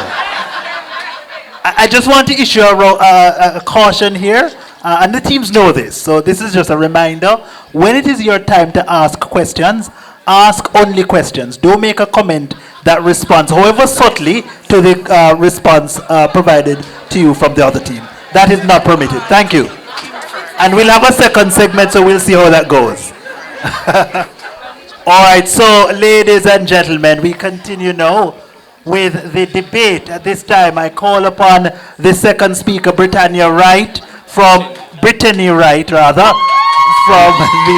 Accountant General's Department, to advance the proposition's case. Here.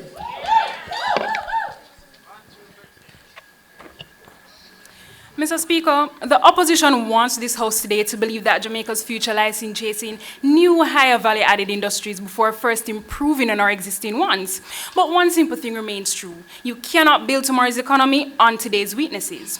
Now, our side is not against policies or innovation. The motion before this House does not ask whether Jamaica should develop new industries. It is asking what should come first. And our answer is simple: productivity first and expansion second.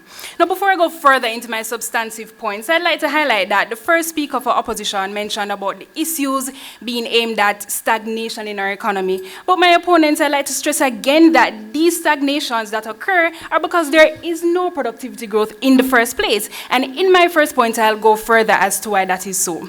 Now let's get into it. Why productivity growth is the best route to economic diversification. The PIOJ, through a recently published working paper, highlighted that economic transformation occurs not only through creating new industries, but also through improving existing industries. And just to be clear, we're not asking Jamaica to neglect AI, fintech, biotechnology, or other high-value sectors, not at this time. Our stance is that we cannot be allocating substantial capital, human resources, and policy attention to these emerging industries at the expense of our existing economies that's keeping our economy going now. What every higher value-added industry needs is a skilled workforce, then reliable infrastructure, strong institutions, available capital, and even investor confidence. Now, this list that I would have mentioned isn't exhaustive, but every single thing I would have mentioned just now is strengthened by prioritizing productivity. And again, this is made better by a productivity plus policy. To support future industries, a productive economy is needed, one that generates revenue, skills, and the needed investment climate to take these new industries to the next level. The McKinsey Global Institute identified that emerging economies first strengthen their productivity growth in their existing industries before moving into more sophisticated sectors. Vietnam is a prime example of this, as before they moved towards electronics, AI, IT, and digital services, they invested heavily in boosting their productivity, infrastructure, manufacturing competitiveness, and their business development. That is why diversification alone is not enough, my opponents, as it does create opportunities, yes, but productivity actually determines whether those opportunities will become economically viable. Now, Vietnam would have matriculated into these industries because, again, they have actually stood to have productivity growth as the main focal point in building out their existing industries. It took them roughly 3 decades, Mr. Speaker, for them to move up in their higher value-added industries to benefit the mass of the population, not at this time. Mr. Speaker, Jamaica simply does not have the luxury of waiting decades for uncertain economic returns. We need growth that is most of all inclusive, practical, and measurable now. Time and the need for a fast and stable economic return are of the essence. Now, economists also argue that increased productivity is itself economic growth, as we would have mentioned before. So the two are linked. Prioritizing productivity delivers immediate benefits, whereas prioritizing unproven industries is akin to what Finance Minister Favour Williams would have described as gambling with the rent money. Now, my final argument speaks to why prioritizing productivity is the more inclusive choice. Now, when we look at Jamaica's economy today, those who primarily make up the workforce are not just biotech researchers nor venture capitalists and even AI specialists. Most Jamaicans earn their livelihoods through industries such as tourism, agriculture, manufacturing, and other existing and related services. Now, these sectors employ ordinary Jamaicans or working-class Jamaicans, rural Jamaicans, and many lower-skilled workers. Opposition stance today disproportionately benefits those who already possess specialized skills and access to opportunity, while asking the majority of Jamaicans without these skills to just sit and wait for benefits that may never reach them under these new higher value-added industries. Now, opposition is banking on trickle-down economics, an approach that is anti-poor and creates an economy for the elites while hoping that everyone else benefits later, eventually. Again, our Productivity Plus policy creates economic equity. So what we are vying for benefits everybody, as we see the importance of first raising productivity in areas where Jamaicans already work. This strengthens the country's economic base and broadens opportunity. So when productivity rises, farmers produce more, businesses become more competitive, and workers earn better wages. That is how you future-proof an economy. Now, an important point to note is that productivity isn't the alternative to higher value industries. It is the building block for them, the foundation. This is about economic sequencing. So by prioritizing productivity, we will be building the skills, discipline, and competitiveness needed for these higher value sectors. Now, Professor Denzel Williams argues that productivity gains are among the most important drivers of long-term economic growth, and focusing on education and skills are central to our productivity growth. Again, our Productivity Plus policy does just that. So my opponents, to tap into these new higher value-added industries, where exactly is the workforce going to come from to drive these industries? Mr. Speaker, the opposition's approach will result in economic destabilization. If we do not prioritize productivity, then we will have to import skilled labor. That's the only answer. And this is how you squeeze out the little man, as it were. Because Jamaica is already facing a crisis of skilled labor. The Prime Minister himself keeps stressing this point. So we say the opportunity is ripe to invest in our people, processes, and technology. Now, in conclusion, SAR proposition is neither anti-innovation nor anti-diversification. Mr. Speaker, we are pro-productivity and for responsible economic sequencing. Today, we have shown that productivity growth benefits most Jamaicans and also creates the foundation for diversification and delivers practical growth in uncertain times. Before we chase industries of the future, let us first strengthen the economy we have today. And for these reasons, we are proud to support this motion. Thank you.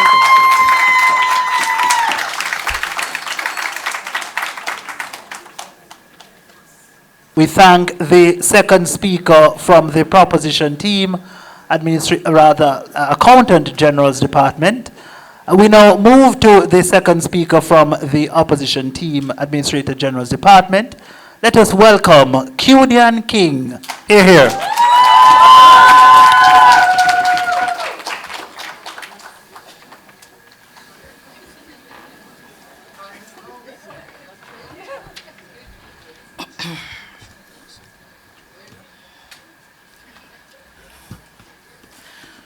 Ready? Mr. Speaker, honorable adjudicators, ladies and gentlemen, a pleasant morning. Mr. Speaker, as Jamaicans, we have to be prudent, and prudent is simply not beating a dead horse. Mr. Speaker, today I will prove two things. I will prove that the proposition model locks Jamaica into past dependency and facilitate elite capture, and I will prove that our world creates at minimum 6 more benefits that the proposition worlds can't touch. But before we go there, let me make some rebuttals. Mr. Speaker, what we are suggesting is not to gamble with the rent money, but to eventually move from stop paying rent and start paying NHT. Mr. Speaker, what we are saying is that we have given to what the proposition has said in terms of the existing structures are flaw-full structures, right? But what we're saying on this side of the house, and what they've not been able to successfully defend, is what new? Why should we continue to invest to do the production growth, to do the 0.3 growth from 2013 to 2023? 10 years later, only 0.3. What we are saying on this side of the house, let's look at growth in one of our new IP system. That was 14% from 2019 to 2023, and that is just 4 years later.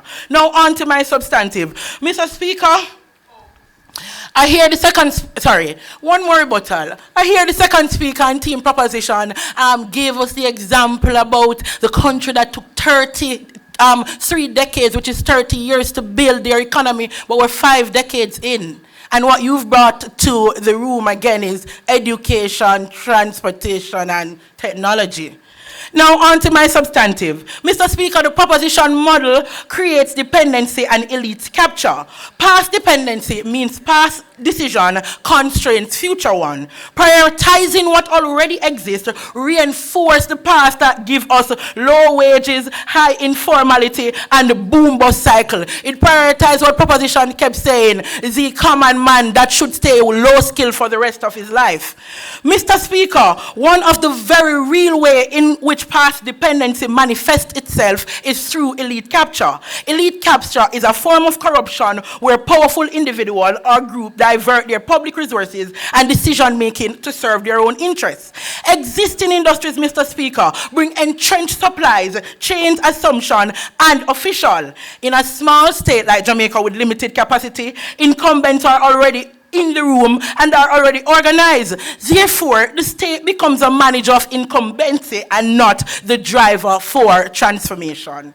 Mr. Speaker, elite capture is a quiet policy with gravity, where the finite state resources are spent prioritizing existing industry where only certain people benefit. What is the impact of this? The impact of this is what we've been saying all morning. There's a productivity ceiling. Decades of extracting more from tourism, bauxite, coffee still mean low wages, as 1 in every 3 worker remains informal. Mr. Speaker, what that also causes is a structural shock exposure. Tourism is 12% of our GDP and 30% of our forex. When it collapsed in 2020, GDP fell to 9.9. One sector, one shock, equate to a national crisis. Finally, Mr. Speaker, political gravity to incumbent turned ministries into help desks, as we see with over 70% of our tourism sector being foreign-owned.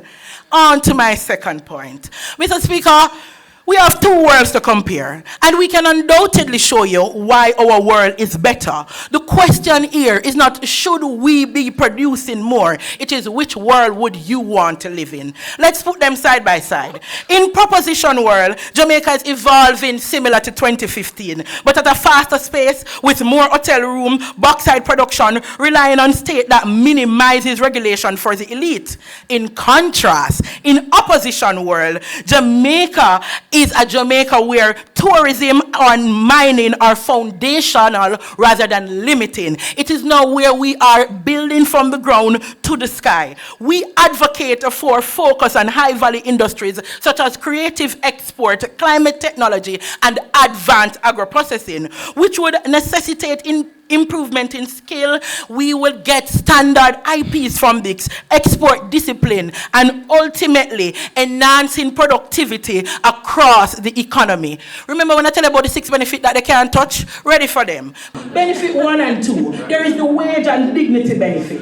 Mr. Speaker, proposition tell us to make tourism faster, same job, slightly higher tip. Opposition said, build a sector where productivity per worker is higher. A Jamaican coder or an agro-processor. The difference is dignity. In their world, we export people. In our world, we retain them and we make them valuable at home.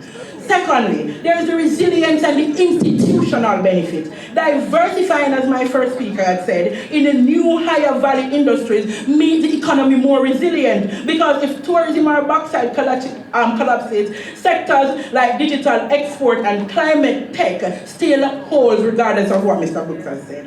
And finally, there is the sovereign and talent benefits. In proposition world, we remain price takers, selling commodity while training workers for yesterday, and our best leave causing a brain drain. In our world, we say train Jamaica in data, green tech, and advanced agro-processing, leading to a brain gain. Mr. Speaker, simply put, proposition is suggesting that we pick more orange and create a better orange system. Team opposition says that oranges will always be valued less than orange juice. So instead, let's prioritize policies turning orange juice to oranges. Let's move away from $1 to $10. The question is not if our world is perfect. The question is whether it is better than being trapped in the existing one, and we clearly say that it is. For these reasons,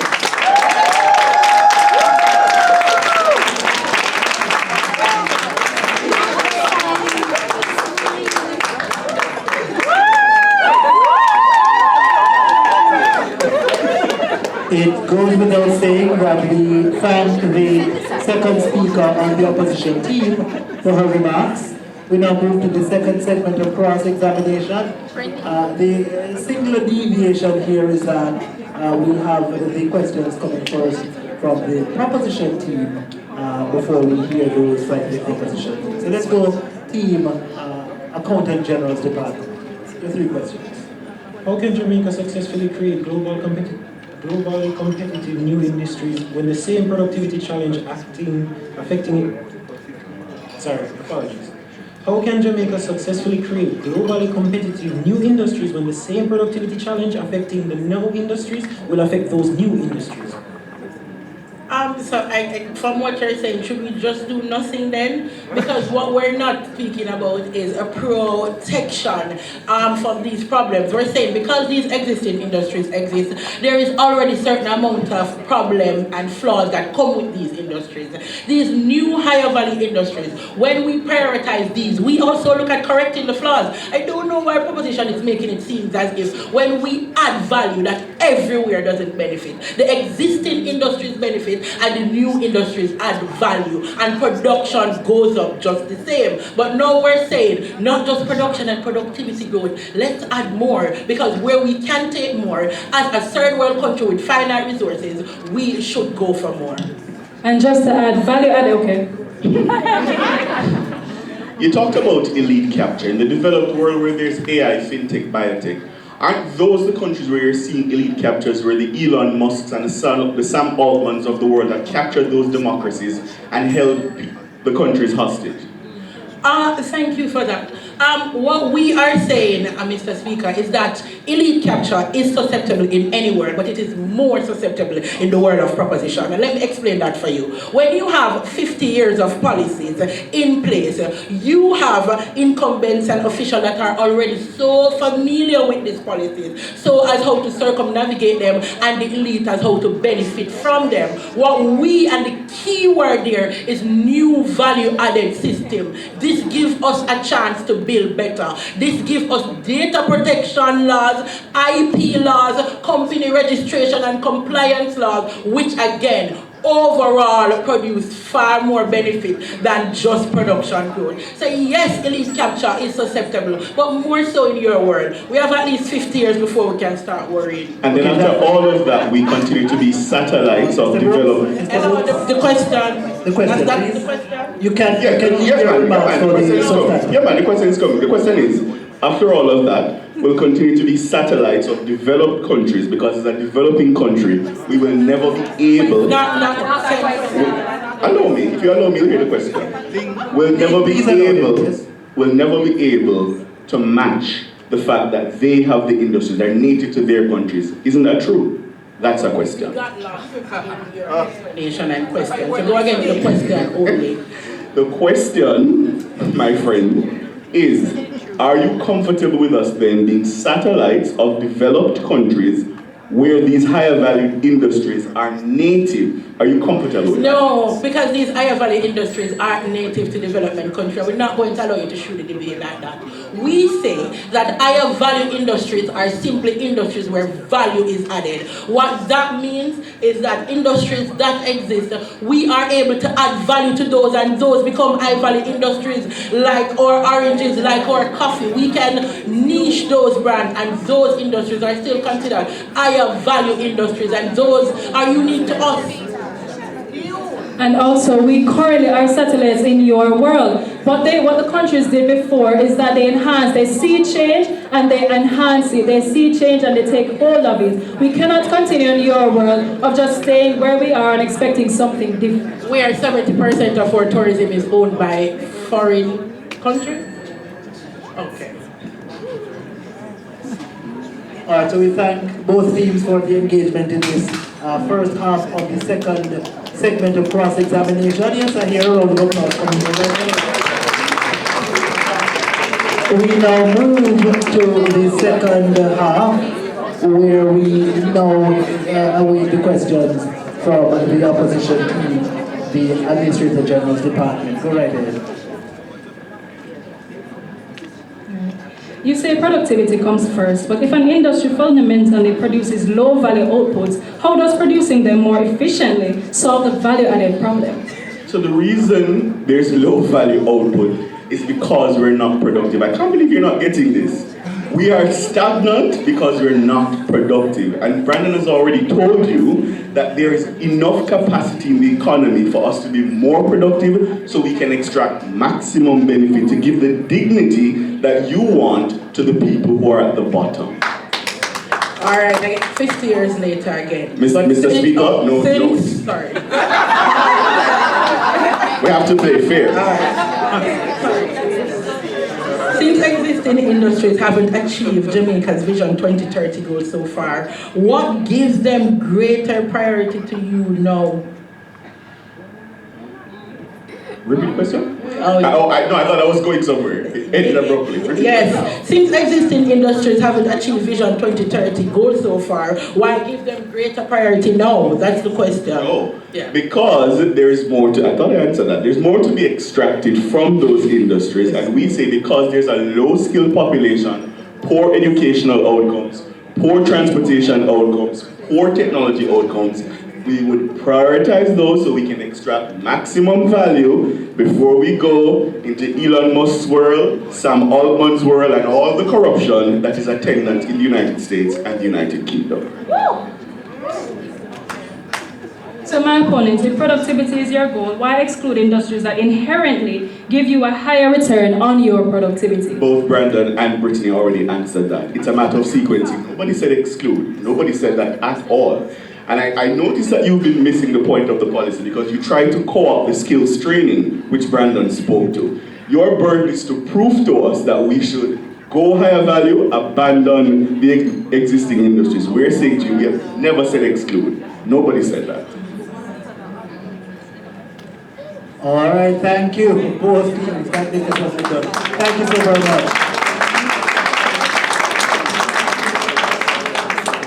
All right, at this time, I call upon from the opposition team, Marissa Moore, to conclude Administrative General's department.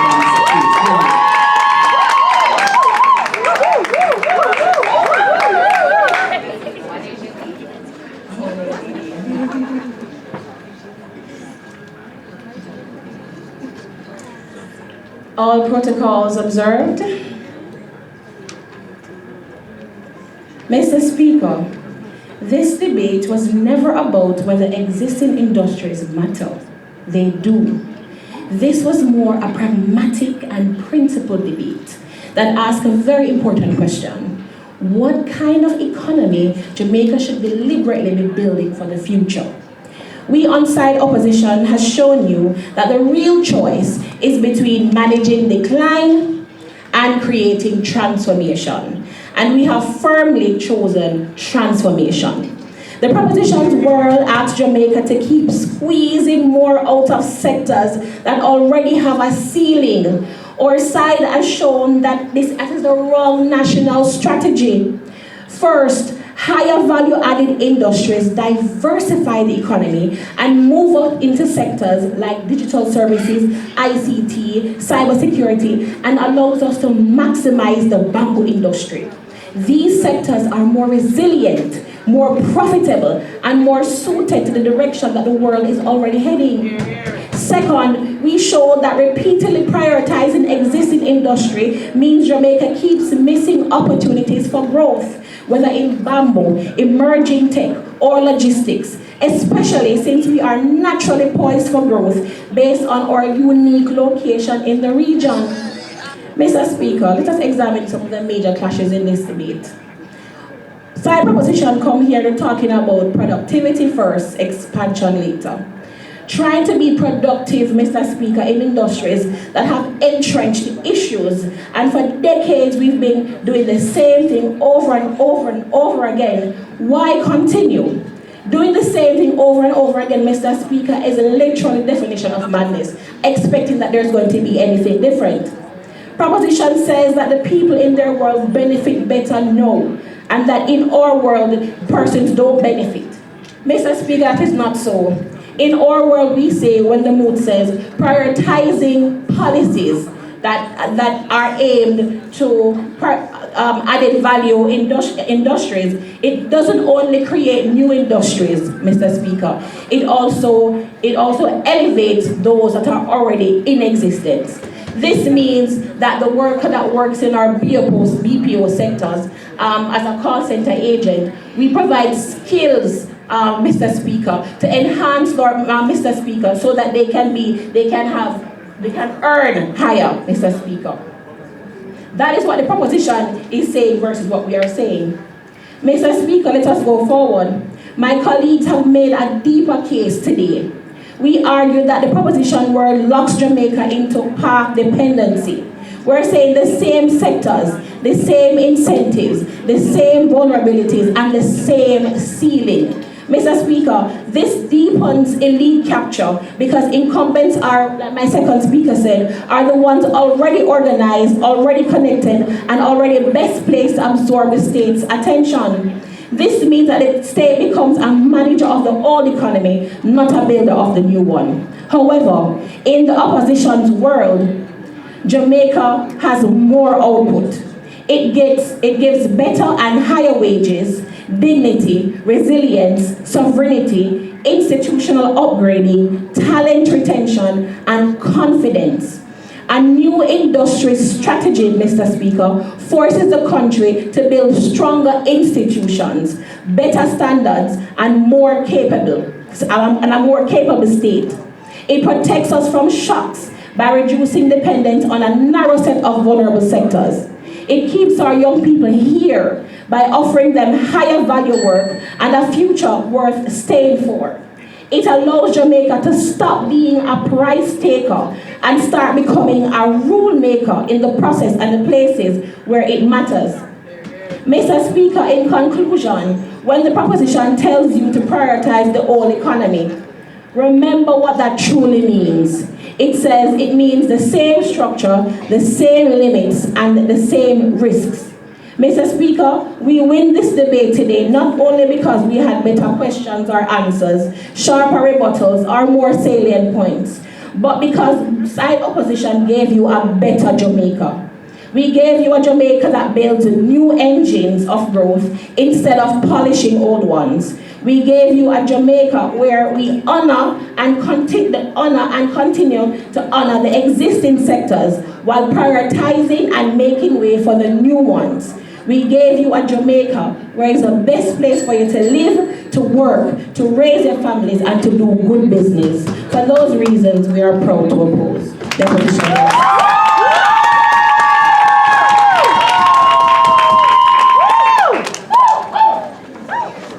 Thank you very much for concluding the opposition's case. Now, ladies and gentlemen, help me welcome the third speaker from the proposition team, the final debater in this grand final match, Mr. Ricardo Brooks. Thank you, Mr. Speaker.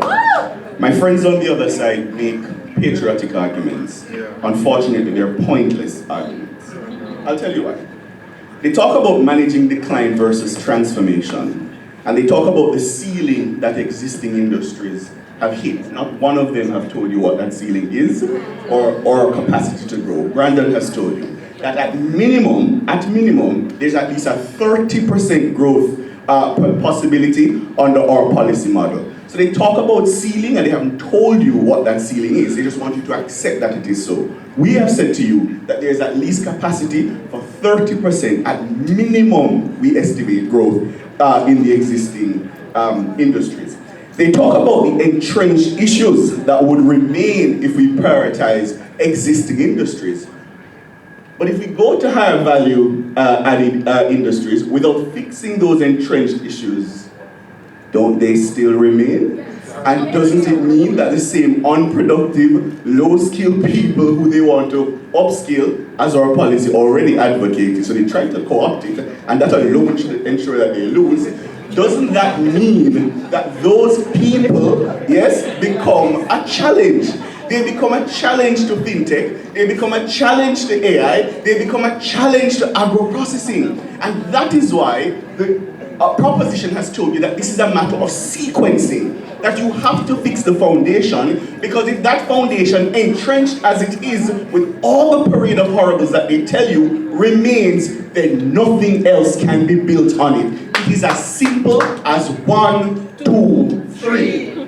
They talk about stagnation, but they don't tell you why we are stagnant. They would have you believe that stagnation is a pretty word that falls from the sky. We are stagnant, the financial secretary will tell you, because we are unproductive, because we are not skilled, because our educational outcomes are woeful, because our transportation systems are inefficient, and because we do not properly use technology. Productivity Plus in our world fixes that, and we've told you the gains. 30% minimum, at least 6% in terms of economic growth. So they talk about the slow growth. We have aimed to fix it, and we're fixing it in a way that removes the entrenched issues that they have a problem with. How can they win, Mr. Speaker? Now they talk about elite capture, but they don't tell you that in the countries where the billionaires of the world dominate AI, fintech, biotech, they have captured those democracies and hold them as slaves. Donald Trump is beholden to tech billionaires. Nigel Farage in the UK is beholden to crypto bros. Mr. Speaker, we don't want Andrew Holdings to be beholden to anybody but the Jamaican people. And only a skilled people, and educated people, and technologically efficient people will ensure that the elite capture she moans about will not happen. Their world creates elite capture, and it is proven those democracies are on their knees because those industries are policed and owned by people who have the money. Now imagine Jamaica, small Jamaica. They talk a patriotic game, but they ignore the geopolitical realities. We would become satellites of countries where these developed higher value industries are native. We could not be a native country for those. What is native to us is our existing industries. Why shouldn't we prioritize them? Make them better, make them more efficient, so everybody benefits. Brittany talked to you about how it's anti-poor to give the companies owned by Nigel Farage and Elon Musk and Sam Altman control over our economy. Mr. Speaker, capacity is an issue. No matter what they say, it remains an issue. And unless we upskill our people, make them more efficient in transportation and technology, it will continue to be an issue. Dignity means that we face reality. It does not mean that we hide behind fancy patriotic slogans. The reality is we are not growing, and we are not growing because we are unproductive. Anything else is simply not true. Ladies and gentlemen, there's only been one productive team in this debate. There's only been one efficient team in this debate. There's only been one AGD. Mr. Speaker, vote side proposition.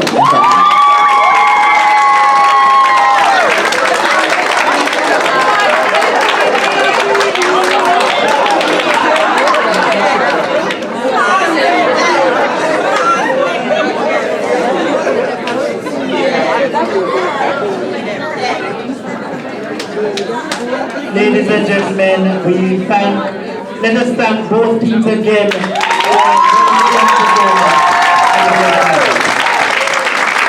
I now turn over to the moderator to bring us to a proper pause. Because we do indeed need a proper pause, Jermaine. Before we go there, let me welcome somebody who I think there are many attempts to involve in the match. Financial Secretary Morrison, welcome.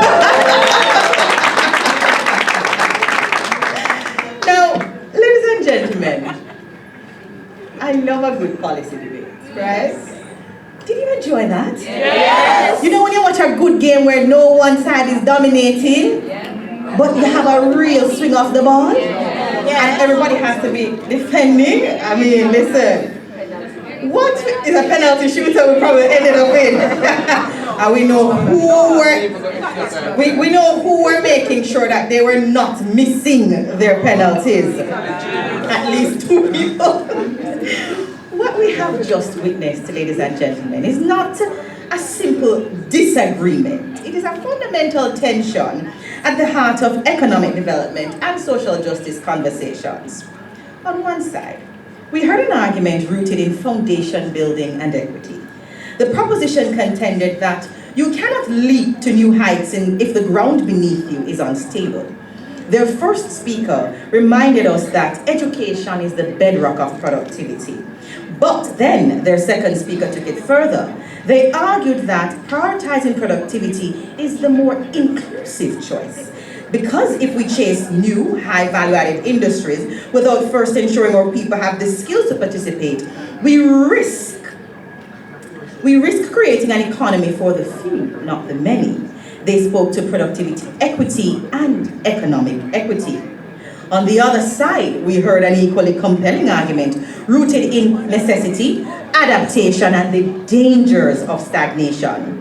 The opposition contended that our current industries have reached perhaps a proverbial ceiling. But their second speaker went deeper. They warned us about path dependency and elite capture. They argued that if we remain locked into our existing industries, we don't just miss opportunities for growth. We risk entrenching the very inequality the proposition speaks to prevent. Because when an economy stagnates, power and wealth concentrate among those already in control. Innovation, they argued, is not a luxury. It is a prerequisite for breaking cycles of inequality. You're here. And here is the brilliance of debate. Both teams are arguing for equity. However, they disagree on the path to get there. Interesting, is it not? So, build the foundation first, ensure everyone can participate.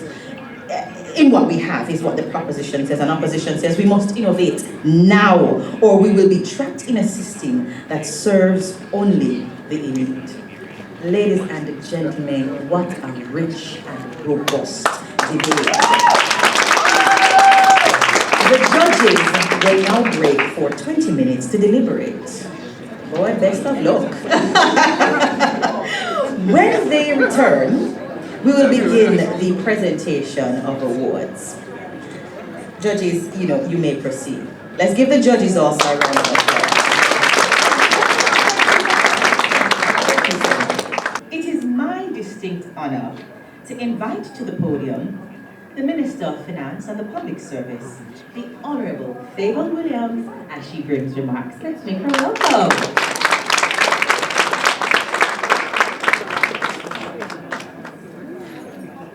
Good afternoon, everyone. Let me acknowledge all of you who sat through today. It's been a good day. I saw a little bit of it this morning, and I am sure it only got better as the day went by. So let me acknowledge the Financial Secretary, Ms. Darlene Morrison, your fearless leader from the Transformation Implementation Unit. I don't know whose idea this was for this public sector debate, but whoever the idea came from, it's a great idea. And I think you should give that person a round of applause. Was that you, Maria? to all who participated in the debates, to all who helped to arrange it, I want to acknowledge you as well. It is a pleasure to join you for the grand finale of the public sector debate competition and to celebrate what has become one of the most dynamic and meaningful platforms for public officers across the government of Jamaica. I am sure you will agree with me that today is more than the closing of a competition. It is the celebration of talent. It is a celebration of discipline. It is a celebration of courage to stand up here in front of all of you, right, on the spur of the moment to answer questions. It is celebration of preparation, teamwork, and intellectual excellence within the public sector. And perhaps most importantly, it is a reminder that the public service is filled with people who think deeply, serve proudly, and care passionately about the future of Jamaica. A modern public service needs officers who can think critically. It needs officers who can communicate clearly. It needs officers who can analyze evidence, test assumptions, solve problems, and engage respectfully with ideas that may differ from their own. These qualities are essential to good policy. They are essential to better service delivery. They are essential to stronger institutions. And they are essential to building the kind of Jamaica we all want to see. So today, we do not only celebrate the finalists, we celebrate the wider public service and the capacity that exists within it. Too often, public officers are seen only through the lens of systems, structures, processes, and performance targets.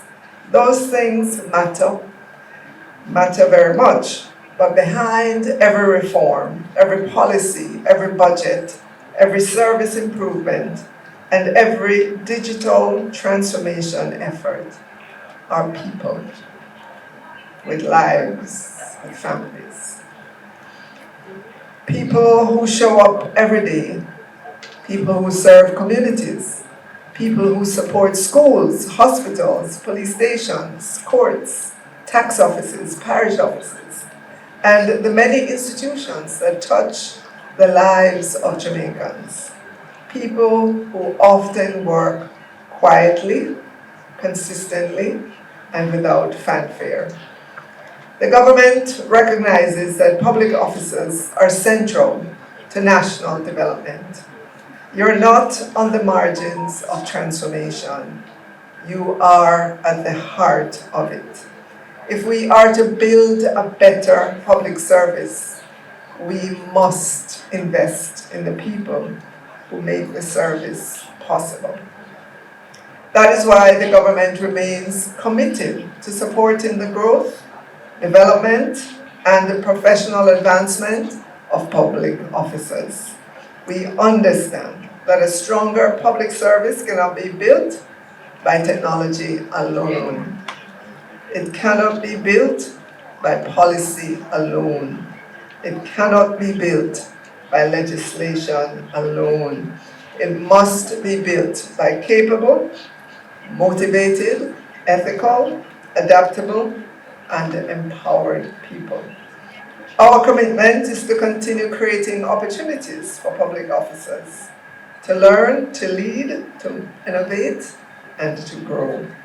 We want a public service where talent is recognized, where performance is supported, where ideas can flourish, and where officers at every level can see a future for themselves. Growth and development must not be reserved for a few. It must be part of the culture of the public service.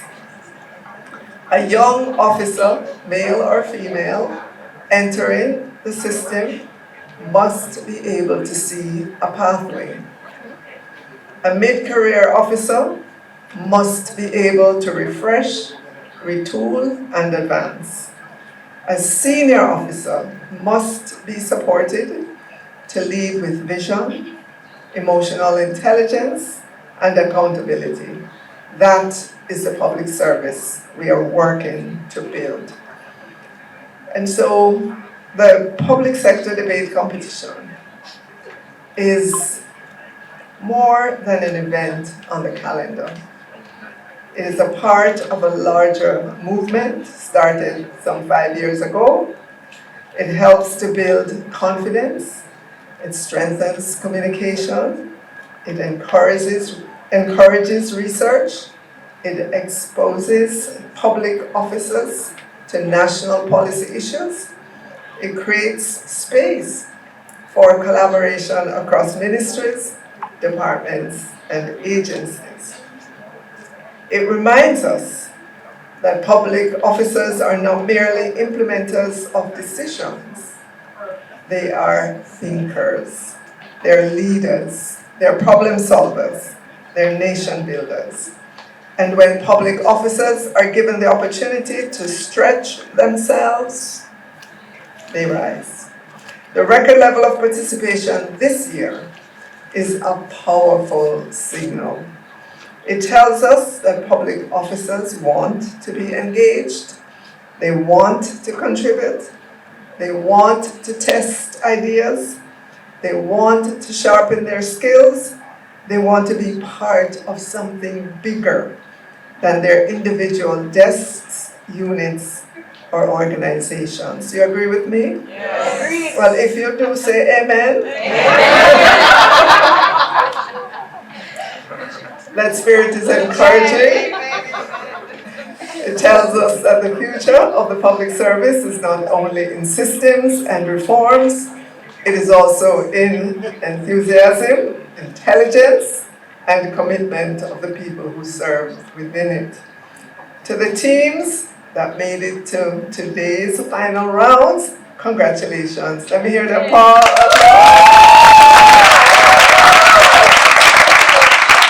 You have earned your place on this stage.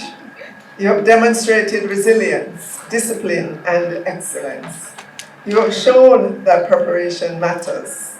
You have shown that teamwork matters. You have shown that public officers can meet high standards and exceed expectations. But I also want to congratulate every team that participated in this year's competition. There were 32 teams.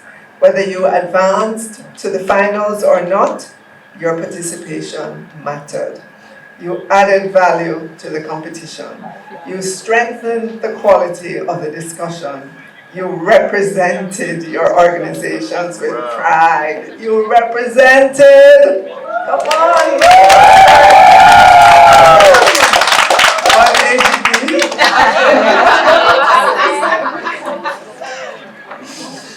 in a competition like this, there will be one champion.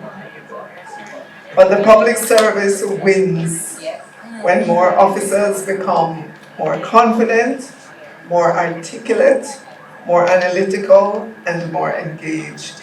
That is the bigger victory.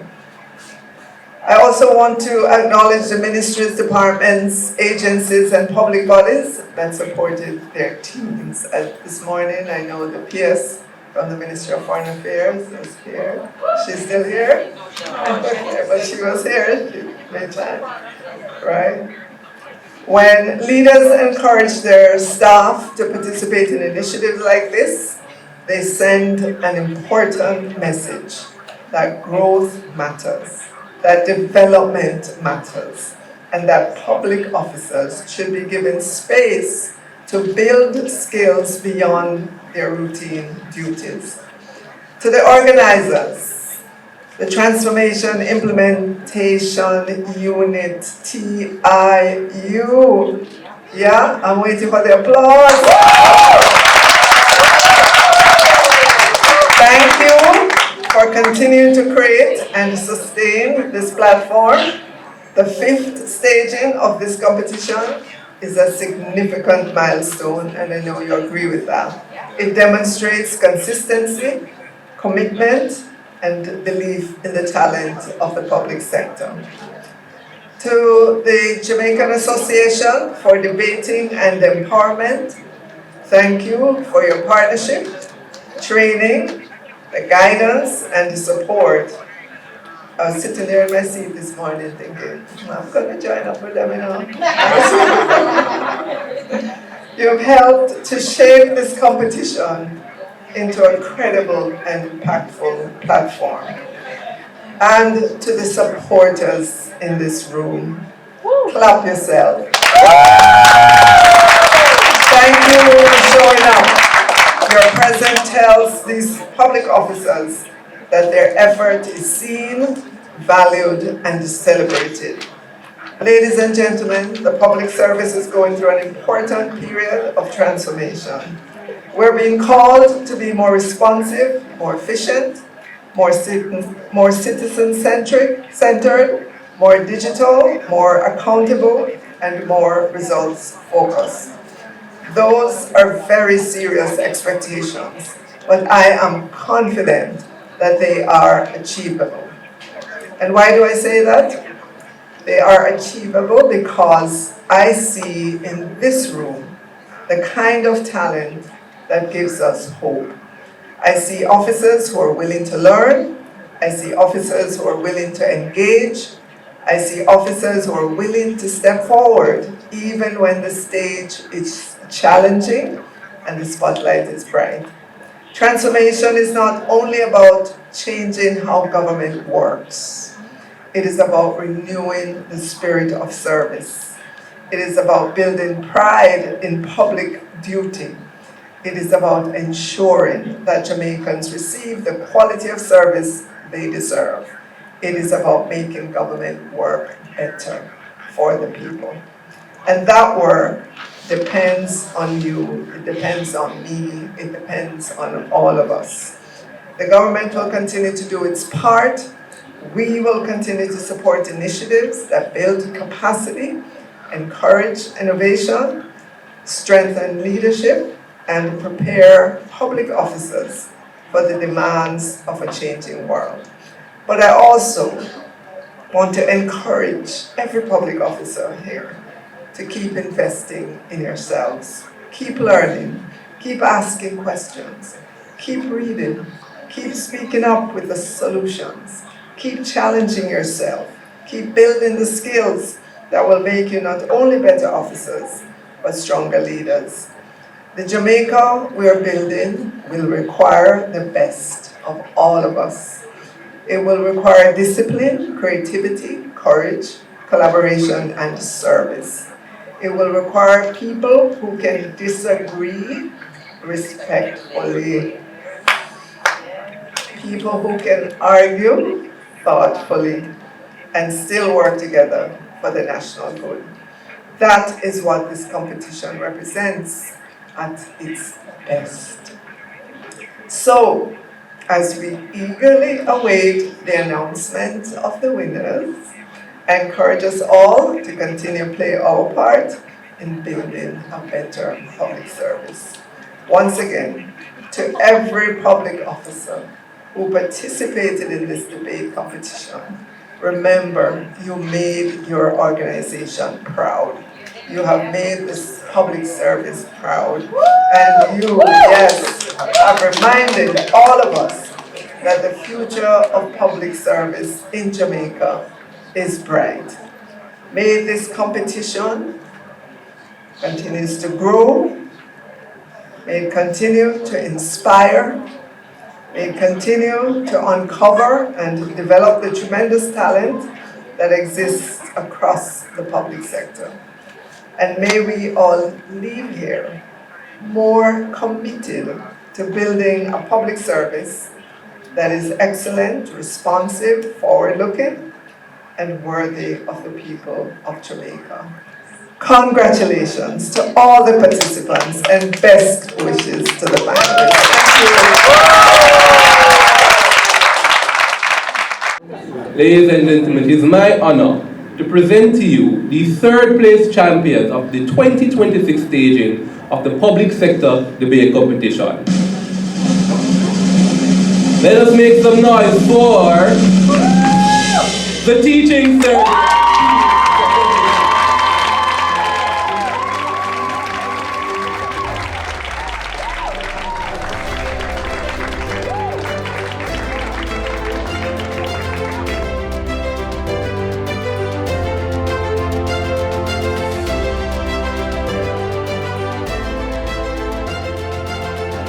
Ladies and gentlemen, the best speaker of this match comes to us from the teaching service.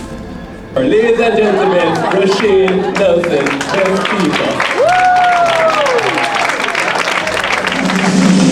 Ladies and gentlemen, the 2026 winners of the public sector debate competition, the fifth staging, ladies and gentlemen, the Administrator General.